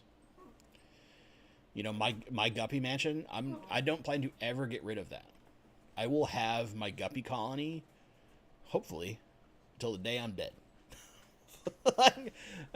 Because I love that fish a lot, and I love my rainbows a lot. And it's just the way I operate. I don't like bringing in lots of new fish all the time. Now, I might do something like, I have a rainbow community, and I decided to add some yo-yo loaches to it to help clean up some sand, because one of the few tanks I have sand in, sand gets dirty, it sucks, I need to churn that sand, and Malaysian trumpet sales weren't doing it. Okay, I went to Aquarium Co-op. I know that they've already quarantined them, so my quarantine got shorter. I quarantined them in a tank for like a week, and to just observe them, made sure that they didn't have anything finicky going on, adjusting to my water, and then, boom, plopped them over. They were fine. Haven't had any issues. They've been doing great. I watch them wiggle around all the time through my algae experiment. It's fun. But in general, yes, I try to quarantine fish. There has been one case recently where I have not quarantined fish. I bought a set of rainbows from a person who was kind of changing what he was doing all his tanks. He had a lot of like Gary Lang rainbows and stuff that I didn't have, or that I already had, and I was just getting a few more of them. They went into a tank that had the most room to give them time, but fish were already in that tank, so they were not truly quarantined. However, I know this person. I've known him in my club for a couple years now. He's very meticulous. He does his stuff right. He knows what he's doing. Pretty trustworthy there. Just like if I were to go get fish from, like Jimmy or Randy or, some of the members of my club, or like Dean, I don't need to quarantine those fish. I know the way that folks keep those fish. I really probably don't need to quarantine them. If I have tank space to quarantine them, I will definitely do so, just in case, because I want them to adjust. And anytime they adjust from water to water, even though we all live in the same area, we basically all come from the same water, there's little differences in every person's tank based on their pipes and plumbing and blah, blah, blah, blah, blah. It's really good to quarantine whenever possible, which is part of why I so rarely bring in new fish, because then I don't have to quarantine, right? But when you do bring them in, quarantine them as best as possible. Like if I order fish from Dan, I have a tank right now that I'm getting ready to be a quarantine tank, so that if I order fish from Dan, they can come in and have that tank alone to themselves. And they will be in there for probably a couple months before they move to something different. And if I get, if I were to do multiple species from Dan, which is pretty unlikely, I think I'm only going to do one, but I might do two, I would quarantine them all together, because I have the one tank and it's got enough size. But I could do some work and make space in two tanks and quarantine them separately, which is advised. I would typically do that, but I have space limitations in my house, so it's kind of like get one good tank that I can monitor really closely, quarantine it, but be ready if I have to split them apart if something goes haywire, and treat separately, and try to make sure that one gets stable at a minimum, preferably both. So I hope that answers your question, Paul. Like, in general, yes, I want to quarantine, but I can fully admit there have been some recent fish that have come in that I did not quarantine, but only because I really, really know the person, and I know the way that they keep their tanks, and I know that the percentage risk is so infinitesimally small that I am willing to take that teeny tiny risk. But if it was something like, say, 2% risk, no, quarantine. Not at all. Not risking it. Ed Starr has mentioned he bought rainbows from Gerd, who is German. Gert is a really great photographer. The only photographer who I think is better is the man, the myth, the legend from Australia, which we'll talk about him later. I got a book from that guy. If you know your rainbows, you know who I'm talking about. Taylor Gibson, Olsese? Man, I know I'm pronouncing that last part of your name wrong, but love your channel. Thank you. Glad you enjoy it. Jacob Barber, you have the most immaculate mustache, sir. I'm just going to put that out there. Howdy. I'm struggling with my Alternanthera reinekii. It is growing slow and does not seem happy in my planted tanks. It's the only plant that doesn't want to thrive. Opinions. Okay. This can be a long one. The first question is, are you using CO2? Alternanthera reinekii grows extremely slow without CO2. And even with CO2, it can't grow slow. It is kind of naturally a slightly slower growing plant. Until it's weird. Like it hits like what I would call like the I'm happy point, and then it like goes nuts on you. But my experience with Alternantheras in general, because I've done 4 different types of Reinekii, Little Acina, and one other Alternanthera. And they all kind of like take their sweet time to hit that like I'm happy and get explosive growth. They're big iron hogs. They like a lot of iron. They also tend to appreciate flow. So if they're in an area that has a little less flow, you might try getting them closer to the flow, because that really does help them. Because the way that most Alternantheras propagate is they send side shoots a lot, and very typically all the way down from the bottom, they'll side and branch off. They will. A really, really happy Alternanthera will not grow super tall. It'll grow bushy. Which is the nice part about Alternantheras, is they take their sweet time growing tall, but they grow really, really bushy, and you can break all these child plants off and then plant them individually and get them all nice and bushy. But once you've broken all those child plants off of the first initial plant, then it starts to grow tall. It's kind of how they tend to work, or at least my experience is how they've worked. So I wouldn't stress too much. The big thing is just making sure that you're not seeing any signs of necrosis or melt of some form, and give them time. They like strong light. They like a little CO2. They love a lot of iron, and they like a little bit of flow. Jacob, if you need to, like, shoot me an email and shoot me a picture of what they look like, and I can kind of dive in a little deeper on that if we need to. Guppy Guru's in the house. What's up, Guppy Guru? Haha, Zakana Katana is now thinking about stocking a tank with Pygmea. Telling you, man, Pygmea rainbows are really, really cool, and the best part is that they do so good in like a 20 long. You can get a ton of them.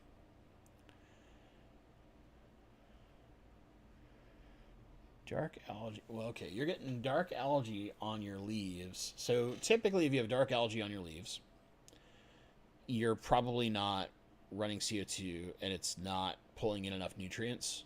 It's pulling in so slow. And where I've seen that before is when I did an experiment growing Alternanthera reinekii mini without CO2 in a low light 20 long, because I wanted to see like how hard I could push that plant without it like just completely falling apart on me.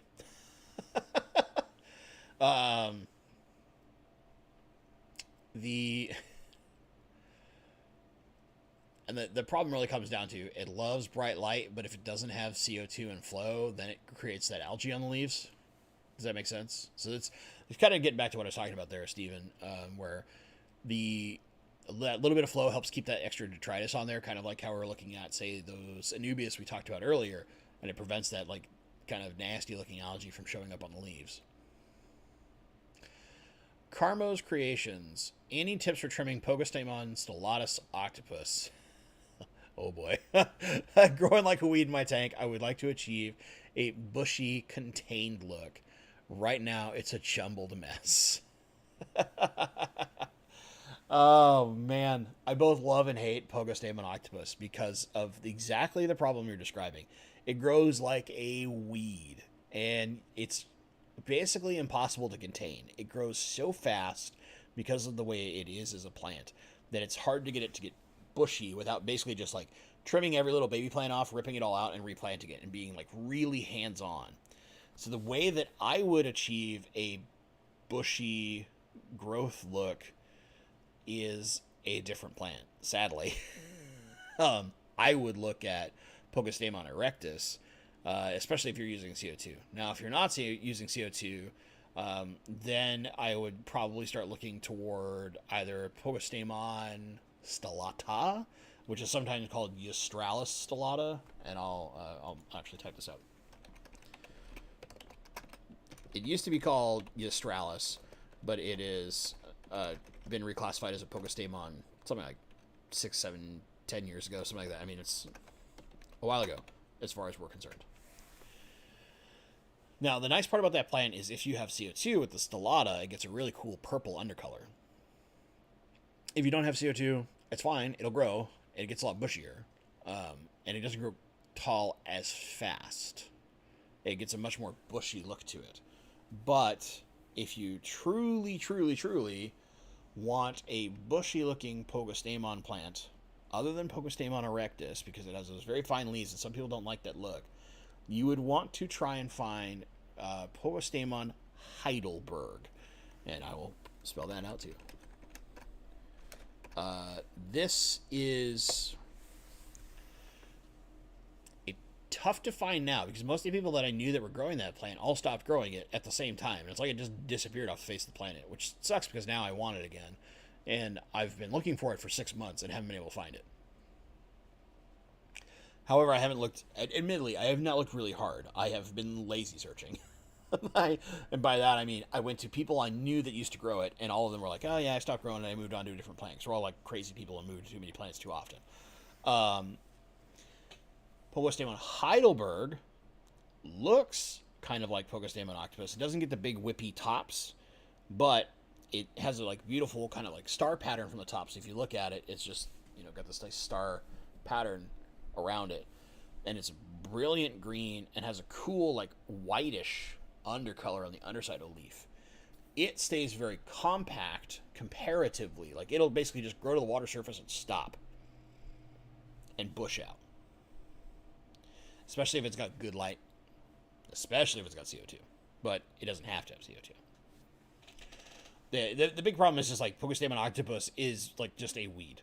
It is a weed. Keeping it shorter and bushier, keeping it kind of contained, if you will, requires a lot of hands-on work. And it's basically just trimming the tops almost once a week and replanting them. And like ripping out the old growth every couple weeks. It sucks. I tried to keep it for a long time to keep it looking really, really nice, and eventually it was so much work that I gave up on it and ripped it out. And I love Pogostemon octopus. I want to put this out there. It is one of my favorite plants because it is such a good nitrate hog. It is such a good starter plant. It's so bulletproof.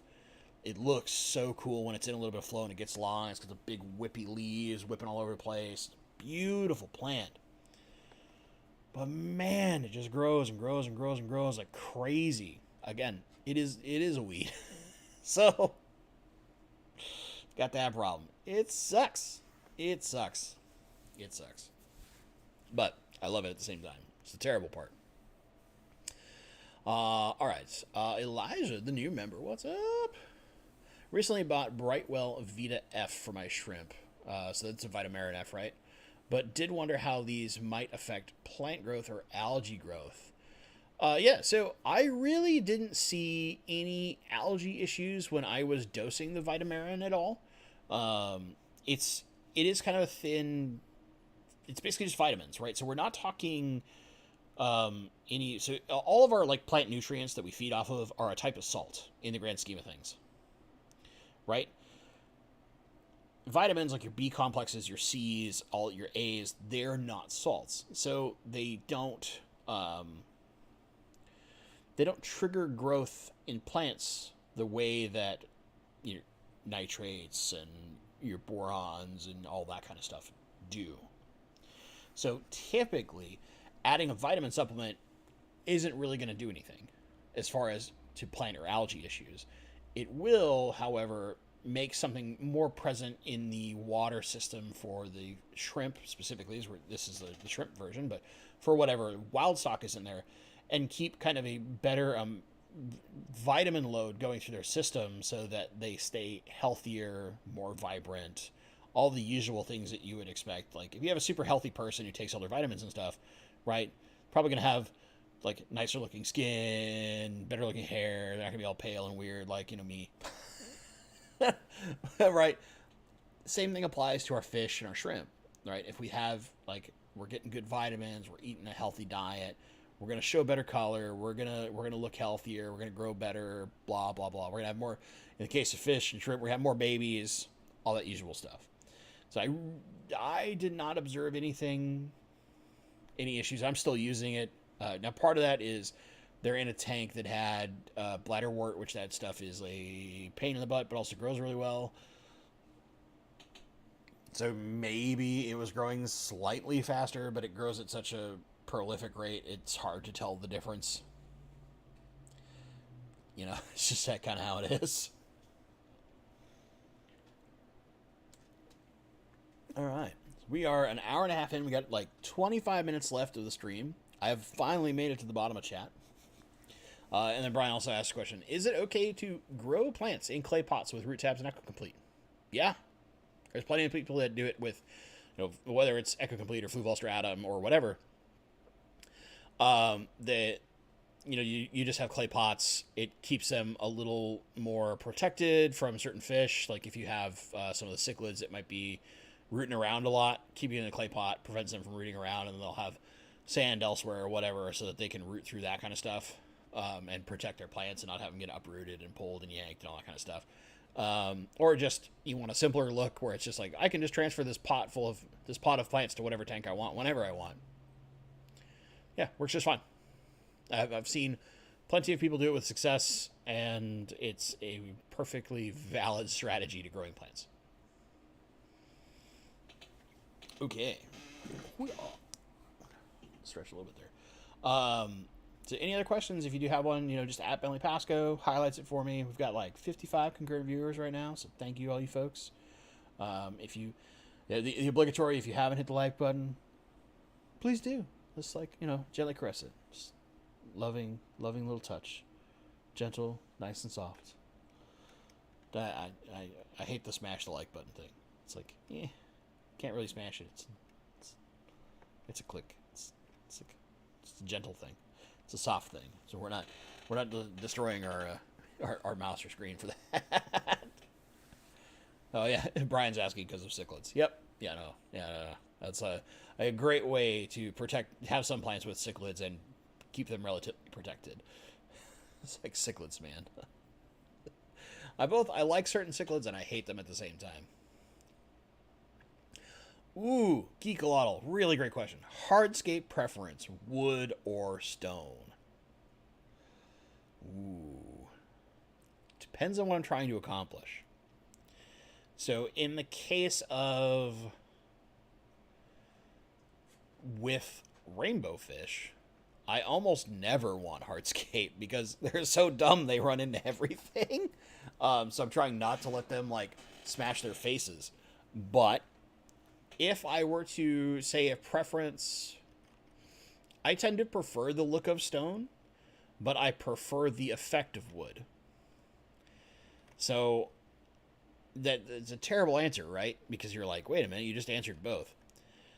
I like the positive effects of wood, which is putting humic or tannin substances into the water, and that kind of natural decay. It creates much more natural surfaces for microfauna to be cultured, where all sorts of fish can graze, and it creates a surface that's a little bit better for all sorts of crazy stuff to happen, right? That happens in nature on wood. I like that a lot more. But pure visual, I love stone. And a lot of that comes to, I really love, Japanese gardens.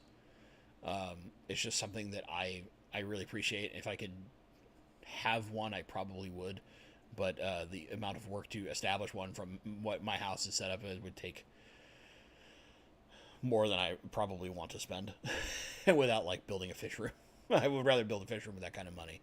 Or, a pond. Pond would be cool. But I love stone. as far as its appearance, especially some of the like mountain type stones, so like your Seiryu stone. I do like dragonstone too. Like my current tank that really has a lot of hardscape too, it has lots of Oko dragonstone in it because I love that look, and it's really cool with all those little pockets. You can just plant Anubias, all like small Anubias all over it, and it just grips it in so well and it grows out. It looks really, really phenomenal. But yeah, so in the end, like if I was trying to aquascape, it would really depend on what my goal would depend on what hardscape I chose. I like both for different reasons. Like I have on my front porch right now, there are 2 giant boxes full of manzanita branches. And that was for building that big 120-gallon acrylic that I have. Well, it's like 125, but that big acrylic that I have. And then COVID hit, and the person who was bringing stone and we were going to scape it together, we couldn't go anywhere, right? The state locked us down. And even now, like, there's still certain health concerns. So we're trying to avoid that. But I also have a big tote full of Seiryu and a big tote full of dragonstone on my front porch. So, like, I have kind of everything. But if you were to ask me to pick, say, like, you're going to try and escape a tank with only one thing, what is it? Probably actually Malaysian driftwood. I love Malaysian driftwood a lot. And it's really, really prevalent in my rainbow tank, right? I have big pieces of Malaysian driftwood in there. And I just love the way that looks and how you can compose something that looks like a fallen tree in a tank using Malaysian driftwood. So if I were to pick only one specific hardscape, period, it would be Malaysian driftwood. Okay, so hope that answers that, Geekalotl. We'll go through we got a couple more that showed up. Got some stuff. My dog is losing his mind over there. Blake's Aquatics, new member. What's up, man? Thank you so much. Welcome to Autosyncless. It's a cool place to be. If you just for those who do become members today, by the way, go back and look through the old member posts. Because of Human Malware, I put out a link that should still have some uses that will give you access to the members only Discord, regardless of what tier you're at. Normally, you have to be at the Rainbow Fish or higher tier. As a part of COVID, I kind of decided, screw it. We're going to let everybody talk. So if you have been in Autosyncless even for a month, you will be able to see that post, and you should still be able to use that link. I think there's like probably 5 more uses in it. So Nathan Brown. Oh, sorry. One before Nathan, and then we'll get to Nathan. Teratopsis dornii. Nice. If one has root tabs, homemade or commercial, is it wise/good to use liquid ferts as well, depending on the plant? Yes. Oh, you want more detail? Let me help you. So when we use root tabs, right, those nutrients stay really good down in your soil. And they're a very slow dissolving thing, so they don't really get up into the water column. Liquid ferts are designed to keep the water column going. I just bumped my mic, I'm sorry. So if most plants will take some amount from both, even the heaviest root feeders like swords still will absorb some nutrients from the water column. And some stem plants or epiphytes do absorb something from their roots. Now, granted, epiphytes are always up in the water, so they're kind of always feeding from the water, but they will feed at their roots as well as up in the leaf structure as well, because they can absorb from all over the place. So if we fertilize both, we have a nice, slow, constantly available source that's down in the substrate at the root level, and then we also have stuff that's coming in at some relative interval in the water column that's going to keep everything happy and healthy regardless of what plants you keep, right? If you put root tabs under the ones you know are big root feeders like your swords, some of your crypts, stuff like that, but you're still dosing the water column for everything else, it's a really good strategy to get really, really healthy plants. I hope that answers that. Nathan Brothers, giant baby tears turning brown near the bottom of the stem, but middle and tops are bright green. Any idea why this happens? Yes. Yes. Most commonly, this is because the bottoms of the plant are getting so shaded out that they start to go through a form of necrosis. So usually we have this like super dense growth up top. It's getting all that light. It's getting way too dark and shaded down low, and it starts to die off, even though the rest of the plant is super healthy, right? So you could either look at trying to spread your plants out a little bit more to get that light down in there, getting more powerful light, or just understand that this is something that's going to happen with several species of plants if you don't have CO2. CO2 helps prevent this because of the way that it changes the rate at which nutrient intake and photosynthesis occurs. It tends to keep the whole of the plant a little healthier, a little better. But in the end, this is most commonly seen as not getting enough light to the bottom portion of the plant because it's getting shaded by everything that's growing up top that's nice and super healthy. And usually it's denser plant growth that causes this to occur. However, certain plants, a great example is like Pogostemon erectus.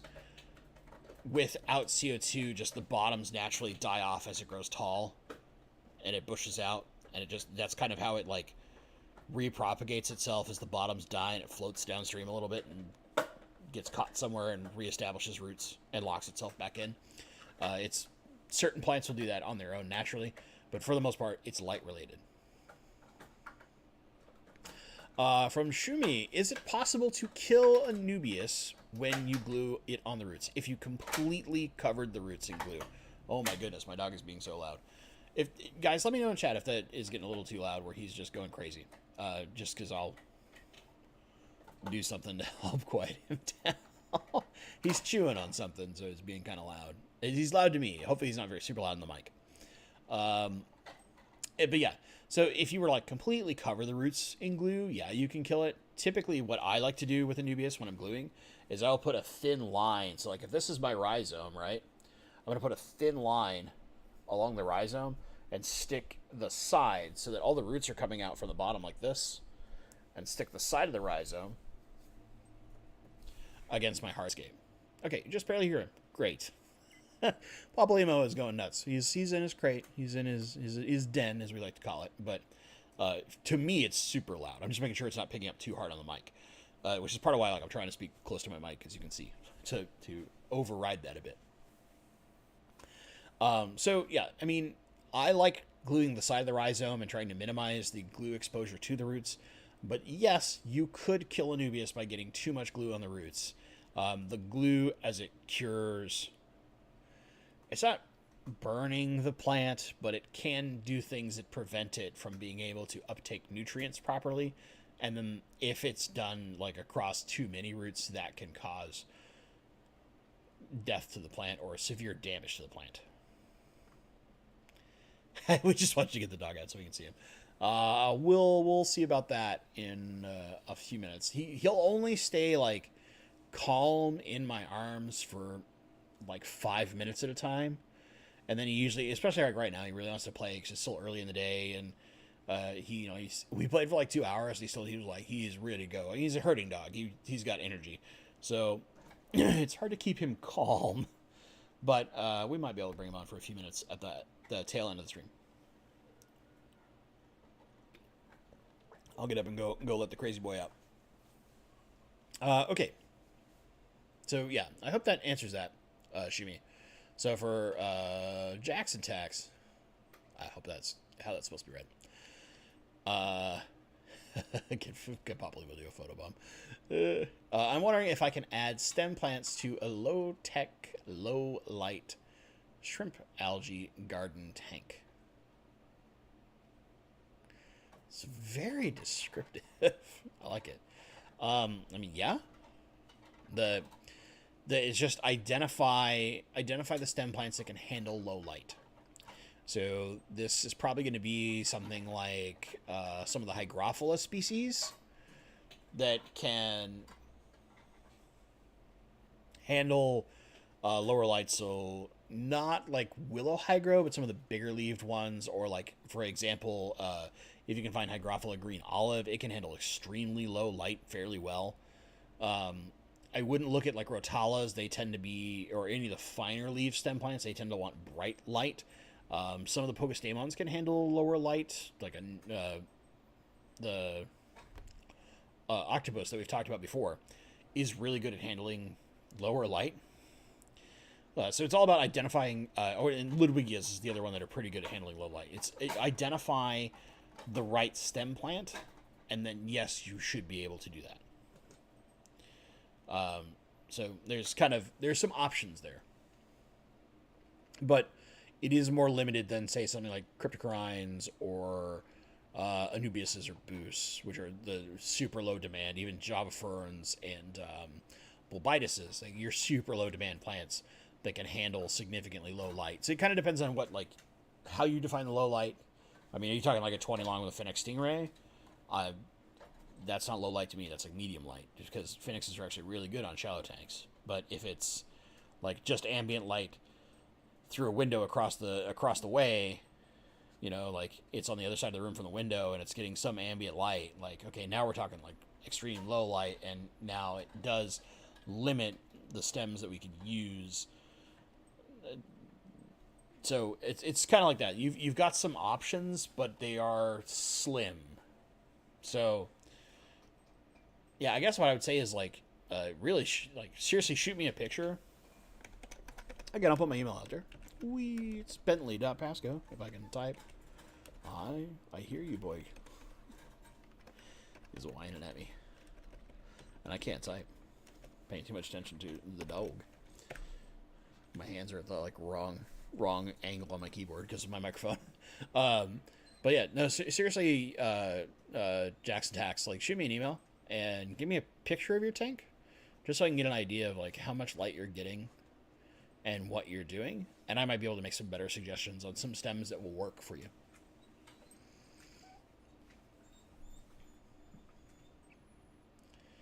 Randomly woke up at 4 a.m. from Melbourne, Australia. Woo! And granted, I get up at like 4:30 in the morning almost every day. So I kind of understand that. Like, I'm waking up late when my body lets me sleep till 6 a.m. And that'll be like, I went to bed, an example, I went to bed at like 2 a.m. and I was up at 6. And it's just, my body's like, no, it's 6. We can't go much longer than that. Wake up. My body's like really weird. It's very, especially in the summer when like I'm really regimented to light. So I've got my windows in my bedroom face sunrise, right? So very early I get sun, I'm awake. I'm just awake. My dad used to wake me up when I was a kid. He would open the door, flick on my lights. That's it. And I had to get up. And if I didn't, whoo, that was my butt.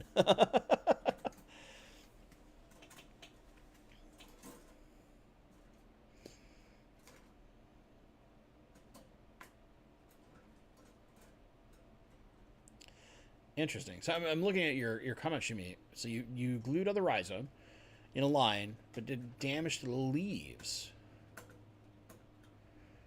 So part of that, depending on how that looks, could be they were grown immersed and now they're trying to convert to submerged, which Anubias usually does that conversion really well, but sometimes it like a lot of other plants will go through like kind of a nightmare melt. If the rhizome still looks bright green, and if you like reach in and touch it and just kind of tap it and it still feels nice and solid, it'll grow new leaves. The rhizome's healthy. Really, all that matters is that rhizome is healthy. The second it starts to feel squishy or soft, or it starts turning, it's no longer like a vibrant green color, we start seeing something like a yellow tone starting to set in, or even brown tones, that's when we really need to worry. With rhizome plants, it's all about that rhizome. If that rhizome stays healthy and robust, that plant will recover. It's just the way they are. They will recover. And Julie's mentioning here, she has wisteria in her shrimp tank, and it seems to do very well with just a 60-watt LED bulb. So There you go. Yeah, there's a lot of plants that do well with very low light, and it's just kind of a. It just depends on what you're looking at. You could look at like water sprite too. Water sprite and water wisteria are also very good low light plants. They're pretty bulletproof. Texas Fish, man, thanks for all the information you provide. You rock. No, sir, you rock. But thank you. I do my best. Like I love helping people whenever I can. So just my jam.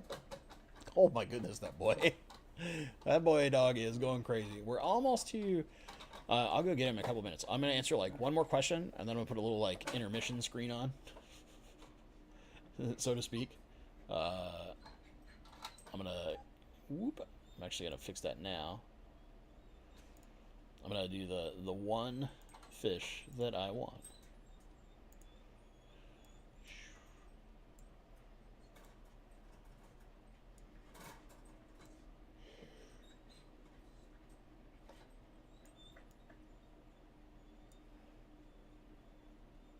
Okay, so Nick, I set up a 15-gallon Fluval Flex, no CO2. Use tissue culture S repens for a carpet. Started out great for the first month. Now a couple weeks later, it's almost all melted away, and some stems have stayed alive. So, Stargine repens loves certain nutrients. And most likely what we're looking at is that it's not getting enough at the roots, and it's getting kind of pissed. So, like, potassium is a big one for Stargine. So is some level of phosphate. He really likes potassium, though. Yeah. The puppy boy is losing his mind. Don't worry, I'm going to get him out in just a sec. So, most likely what we're looking at is some kind of nutrient deficiency. But if the stems still look healthy, they will regrow leaves. We just need to address that nutrient deficiency. One of the best ways is just getting root tabs in there, because it's going to go right at the roots. It's going to be able to absorb all sorts of stuff. They're kind of an all-in-one shot, nice and easy. Whether it's CCAM or Aquarium Co-op or Nylock G or whichever tabs you like, grab yourself some root tabs, get them down in there.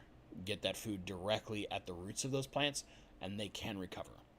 I've seen that in my own, just for reference, I've seen that in my own Stargine, and that's how I know that I'm like abusing them and not taking good care of them, is that they start doing that and they start melting all their leaves away, and it's like, oh no, I need to root tap them.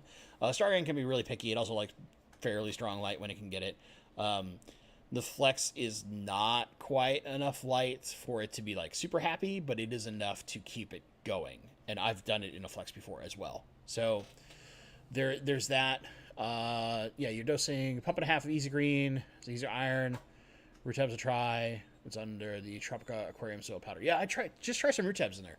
Give them a continuous food source for, like Easy Green's great, but the problem is in a small tank like that, it's really hard to dose it across the week where you have a small dose every day. And that's something that's repens especially can be kind of pissy about, is not having like a continuous source of the nutrient it wants. Okay, so give me a half sec. We've got a couple more questions I want to answer, but I'm gonna like my screen off for a sec with a pixelated image of a fish I really want, and I'm gonna go get Papa Limo. I'll be right back. I'll be right back.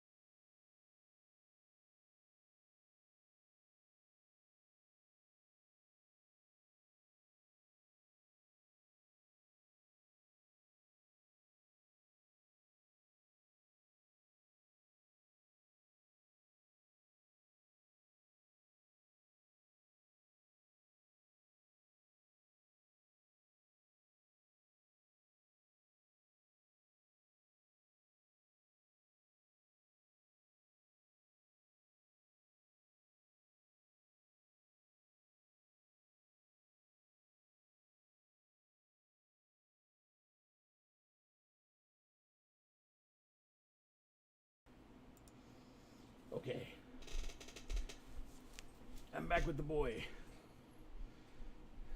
Look at this handsome boy. Look at this handsome boy. I've just sit slightly farther away from my mic, so I'll be a little quieter, but the young lad. Look at that happy boy. He sees pictures of himself. Yeah, I don't think he knows what to do. Oh man, Boss Hog, $20 super chat. You're the best, dude. Thank you so much. Totally doesn't need that, but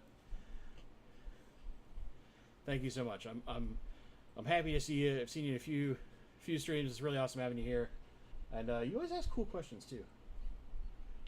Oh, hi, happy boy. You just want to hide me? Is that what you want to do?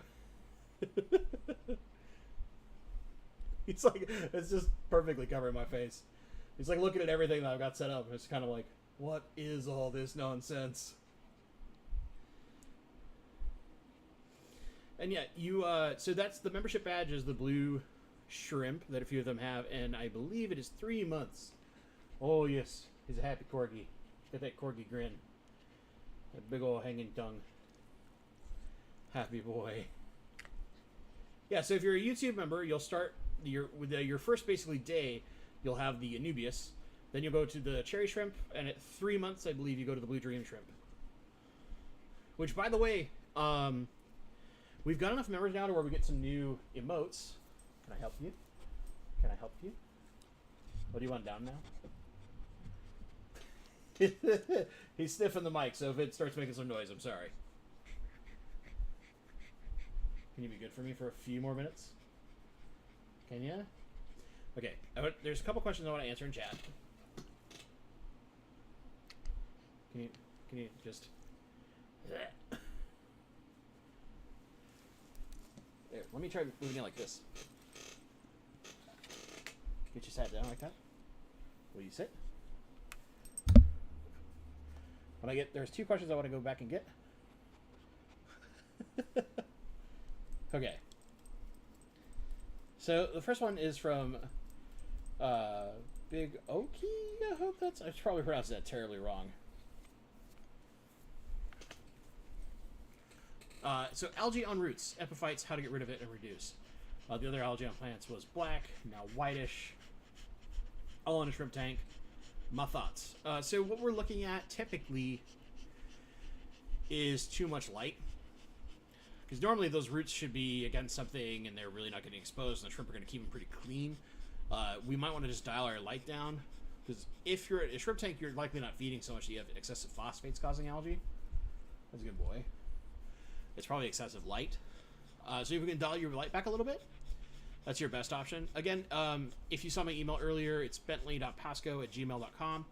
Shoot me a picture of your tank. If you can get a really good image of specifically the algae you're dealing with on the roots, I'll be happy to work with you a little more in depth and try and solve your problem long term.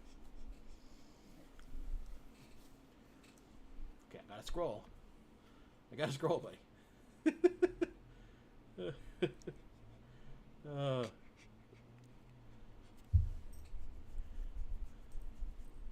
Make sure I'm not missing something. I think I got him. Oh, yeah, so, Brian, so I have Nurii Rosen Maiden. That sent off 2 shoots. The one is small, like 3-inch leaves. The other one is coming in too small to separate from the main. Oh, is it too small to separate from the main? No, not really. If you have a leaf that is at least a couple inches, you're fine. However, it's not going to hurt it to stay attached for like another month and let it grow larger, and then remove it from there. Especially with Rosen Maiden and Nuriis in general, they grow pretty slow, so the more time you can give them, the better. But if you're at, say like from the top down, a plant the size of a 50-cent piece, it just overall how wide the leaves are spreading, you're safe to separate at that point. You were huffing and puffing over here. You just happy getting pets? I love this boy so much, and you clearly can see why. He's about the cutest thing in the world. He used to have, for those of you who saw him when he was a puppy, he used to have this white streak up his forehead, and as he became his more adult form, it's gone away. So now it's just that lovely kind of auburny red color. But he's still just the cutest thing. We actually did a change. So we used to have one of the girl dogs up here for a while. And we're doing this like thing called isolation training. So I'm going to go a little over 2 hours. You're just going to deal with it because I got a dog and I'm going to talk. You can stay longer if you want or take off, whatever. We're doing this thing called isolation training to try and make each dog a good dog and not have any dependencies on each other so that they will operate better as a pack long term later. Well, now we got the two girls basically living together downstairs. So when my lady is downstairs while I'm at work during the day, she'll take breaks. And she used to spend an hour with one dog, then move, and then move, and then move, and move. Right, just be moving all through the house, spending time with each dog in time, and then getting them used to being in a crate. Otherwise, and it's a specific type of training. And long term, no, they won't be in crates the whole time. Like we're building a dog run outside, so when the weather's nice, they can run outside. Otherwise, we'll give them places to roam, but they're still puppies, so they still chew on things and destroy things. One likes to claw at parts of my wall when she's bored. Just like destroying my drywall, which drives me crazy. This boy is very good. The most that he does is, now that he's starting to sexually mature, and we were originally not getting him neutered because the breeder we got him from said, hey, I might use him as potentially a stud just because his pattern was really nice and he had really good color even as a baby. So if you're okay with it, don't neuter him for like the first year, and I'll know whether or not we want to use him for a stud. And she recently got back to me and said, hey, don't worry about it. We've got it set up with a different dog. So if you want to neuter your boy, you can. Well, because he's not neutered, and at 8 months, he's doing little marker peas in places, trying to claim his territory and trying to hump the girls. That's causing fights. So we're looking at getting him neutered here soon so that he'll mellow out a bit. But that's usual dog stuff. Spay and neuter your pets if you can. For some cases, when you buy a purebred dog, they ask you some crazy stuff. We weren't necessarily looking at breeding corgis. That's a little more work than I think my lady or I want to get into. But I do love this boy so much. Boy, just look at this. Look at you. Look at that handsome boy. You're on the internet, son. Did you know that?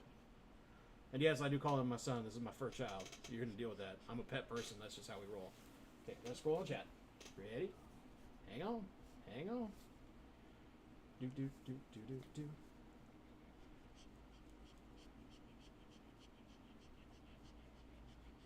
But yeah, he's grown a ton. He's so big.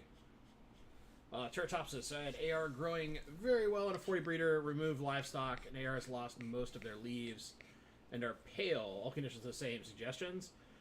So it might have been literally the livestock were giving you just enough exhaled CO2 that it made him really, really happy.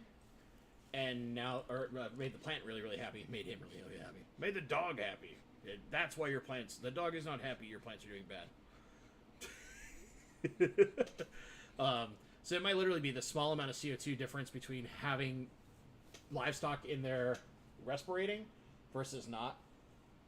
Can I help you? Yes, I love you too.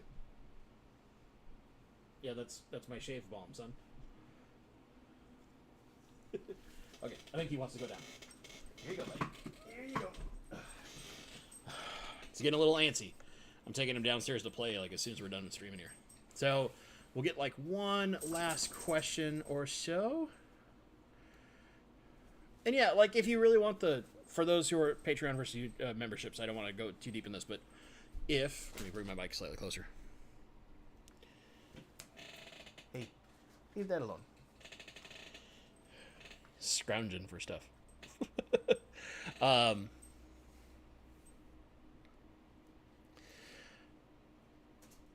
So for those who are on Patreon and not on YouTube, if you want the badges, just do YouTube. Like, I personally don't care. I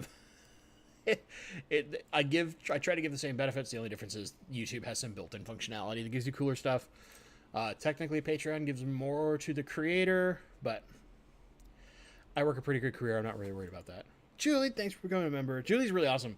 I forgot. I was gonna bring up So Julie drove up like a 4-hour drive to buy guppies from me because famously I don't ship because I never get time.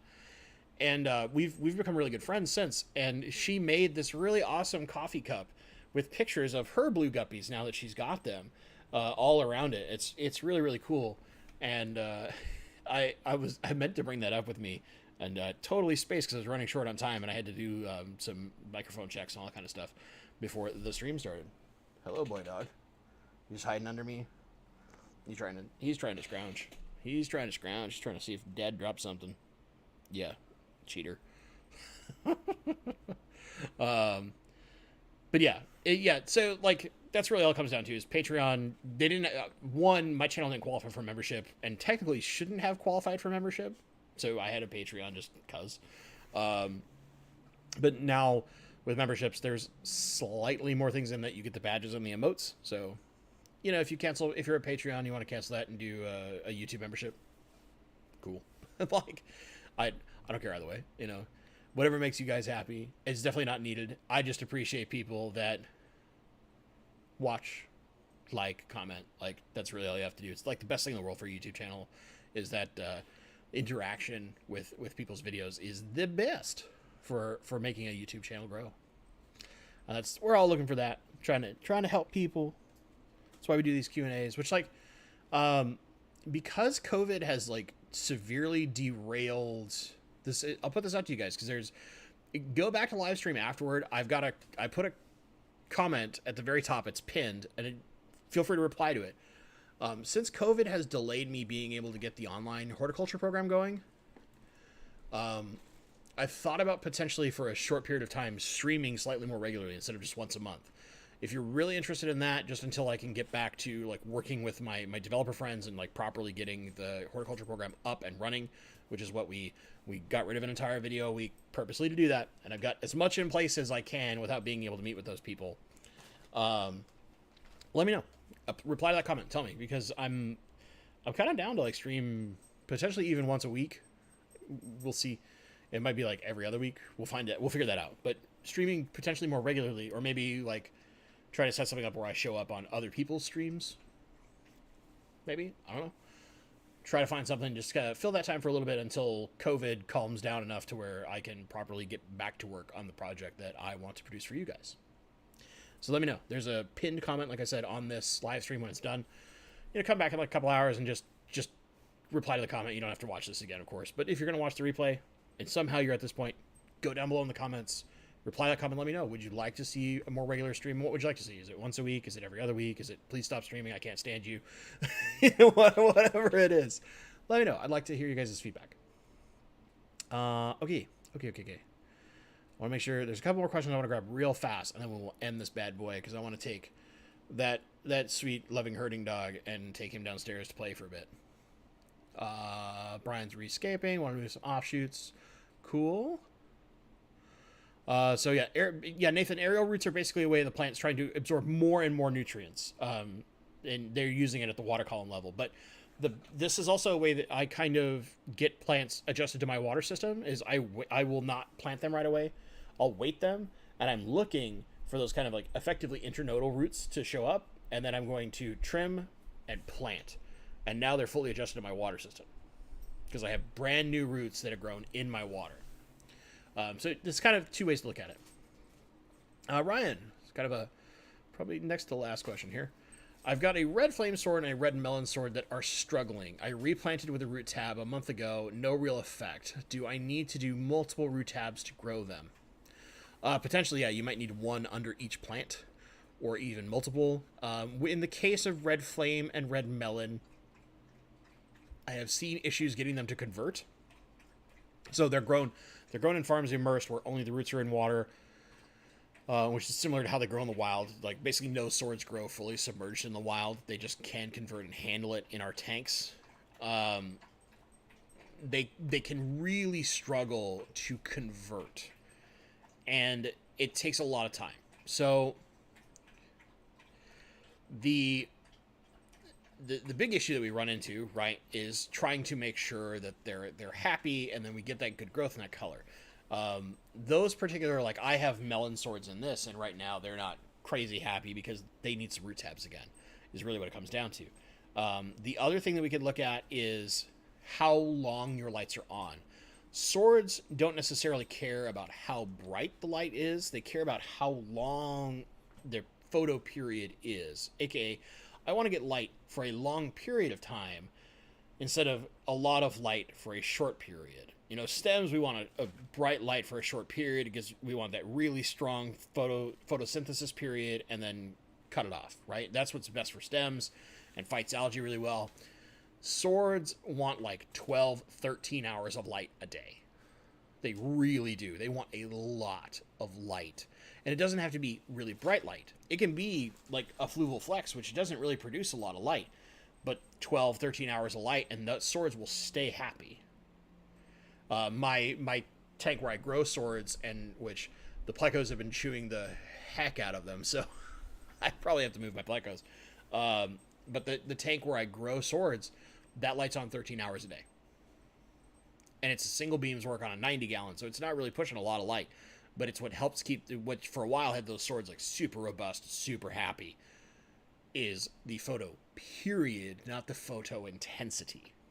So I hope that helps. Try looking at that. And again, like I've said several times, feel free to email me. It's bentley.pasco@gmail.com. You can show me some pictures. I can look at like what the plants look like now, and we can try and diagnose and try a few things and experiment some, and just to really dial it in and find out exactly what's going to work best to get them healthy for you long term. Have I ever played with Cryptspiralis Tiger? Yes. Grows like most crypts. It's pretty simple.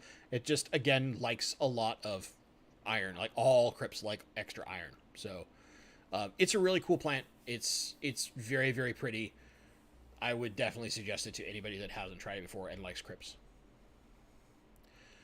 Need the blue shrimp as an emoji. So yeah, there's a few we have some new emojis available. And so some of the other member badges will become emojis, but we have enough to where we can make a couple new ones. And so one of the ones that I want to look at doing is Papalimo. So that handsome boy we had on stream, he will definitely become some form of emote. And there's some other stuff, like maybe we'll do something for our good friend the Sponge, Bob, which somebody asked, like, Bob is technically still alive, but there's a very small amount. I'm not sure what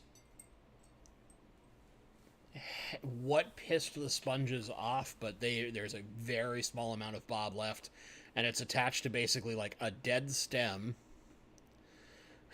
that I've left in the tank so that it stays there, because I'm hoping it will resend out, because it kind of sends out effectively like a spore to grow somewhere else before I try to monkey with it. And I've been trying to do some things to make some adjustments to get it to grow faster, but so far all the things I've tried, because again I don't know a science on how to keep the sponges happy, have not been successful in things that were working in the past. So I'm trying to figure it out, trying to make sure that Bob stays alive, that number 5 is alive, and that we keep Bob long term, because it's really cool having the sponge in the tank.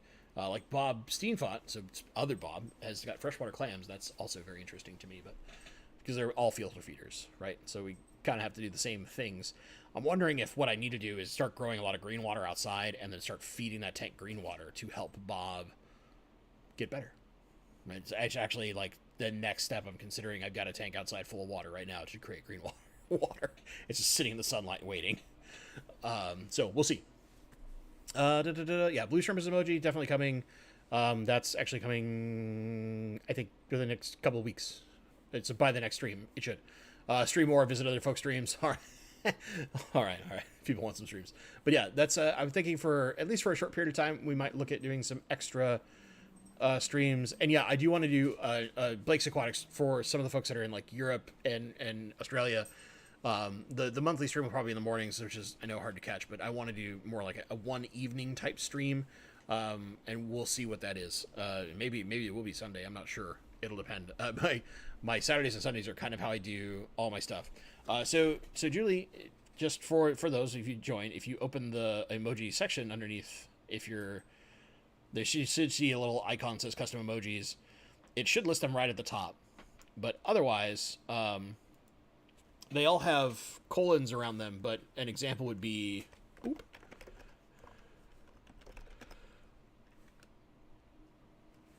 and I'm not putting the colon at first. It starts with a colon, but this is the rest of it. Will bring up. So if it's colon underscore bent rainbow colon, we'll bring up the Bozeman eye. And then it's underscore bent shrimp is the cherry shrimp. Blue dream will probably be like underscore bent dream or something like that. But each one's going to have something, and we'll have it available. But the easiest way is just like to click on the emoji icon, and it should show up relatively soon. Just you are a new member, so it might take a couple minutes, but it will show up. And the very top should be like the Bentley Pasco custom ones, and then there's all the generic YouTube stuff. Anyway, with all that being said, thank you guys so much for being here. We went for 2 hours and 21 minutes. A little longer, but we brought the boy out. He's under me scrounging for food. He's trying to scrounge up some leftover human food, which there's not much, son. I've been eating downstairs. Tricked you. Not at my desk. But yeah, thank you guys so much for showing up. For the couple of super chats and new members, thank you so much. It's really, really appreciated. As always, guys, thank you so much for watching. Stay safe out there. And stay awesome.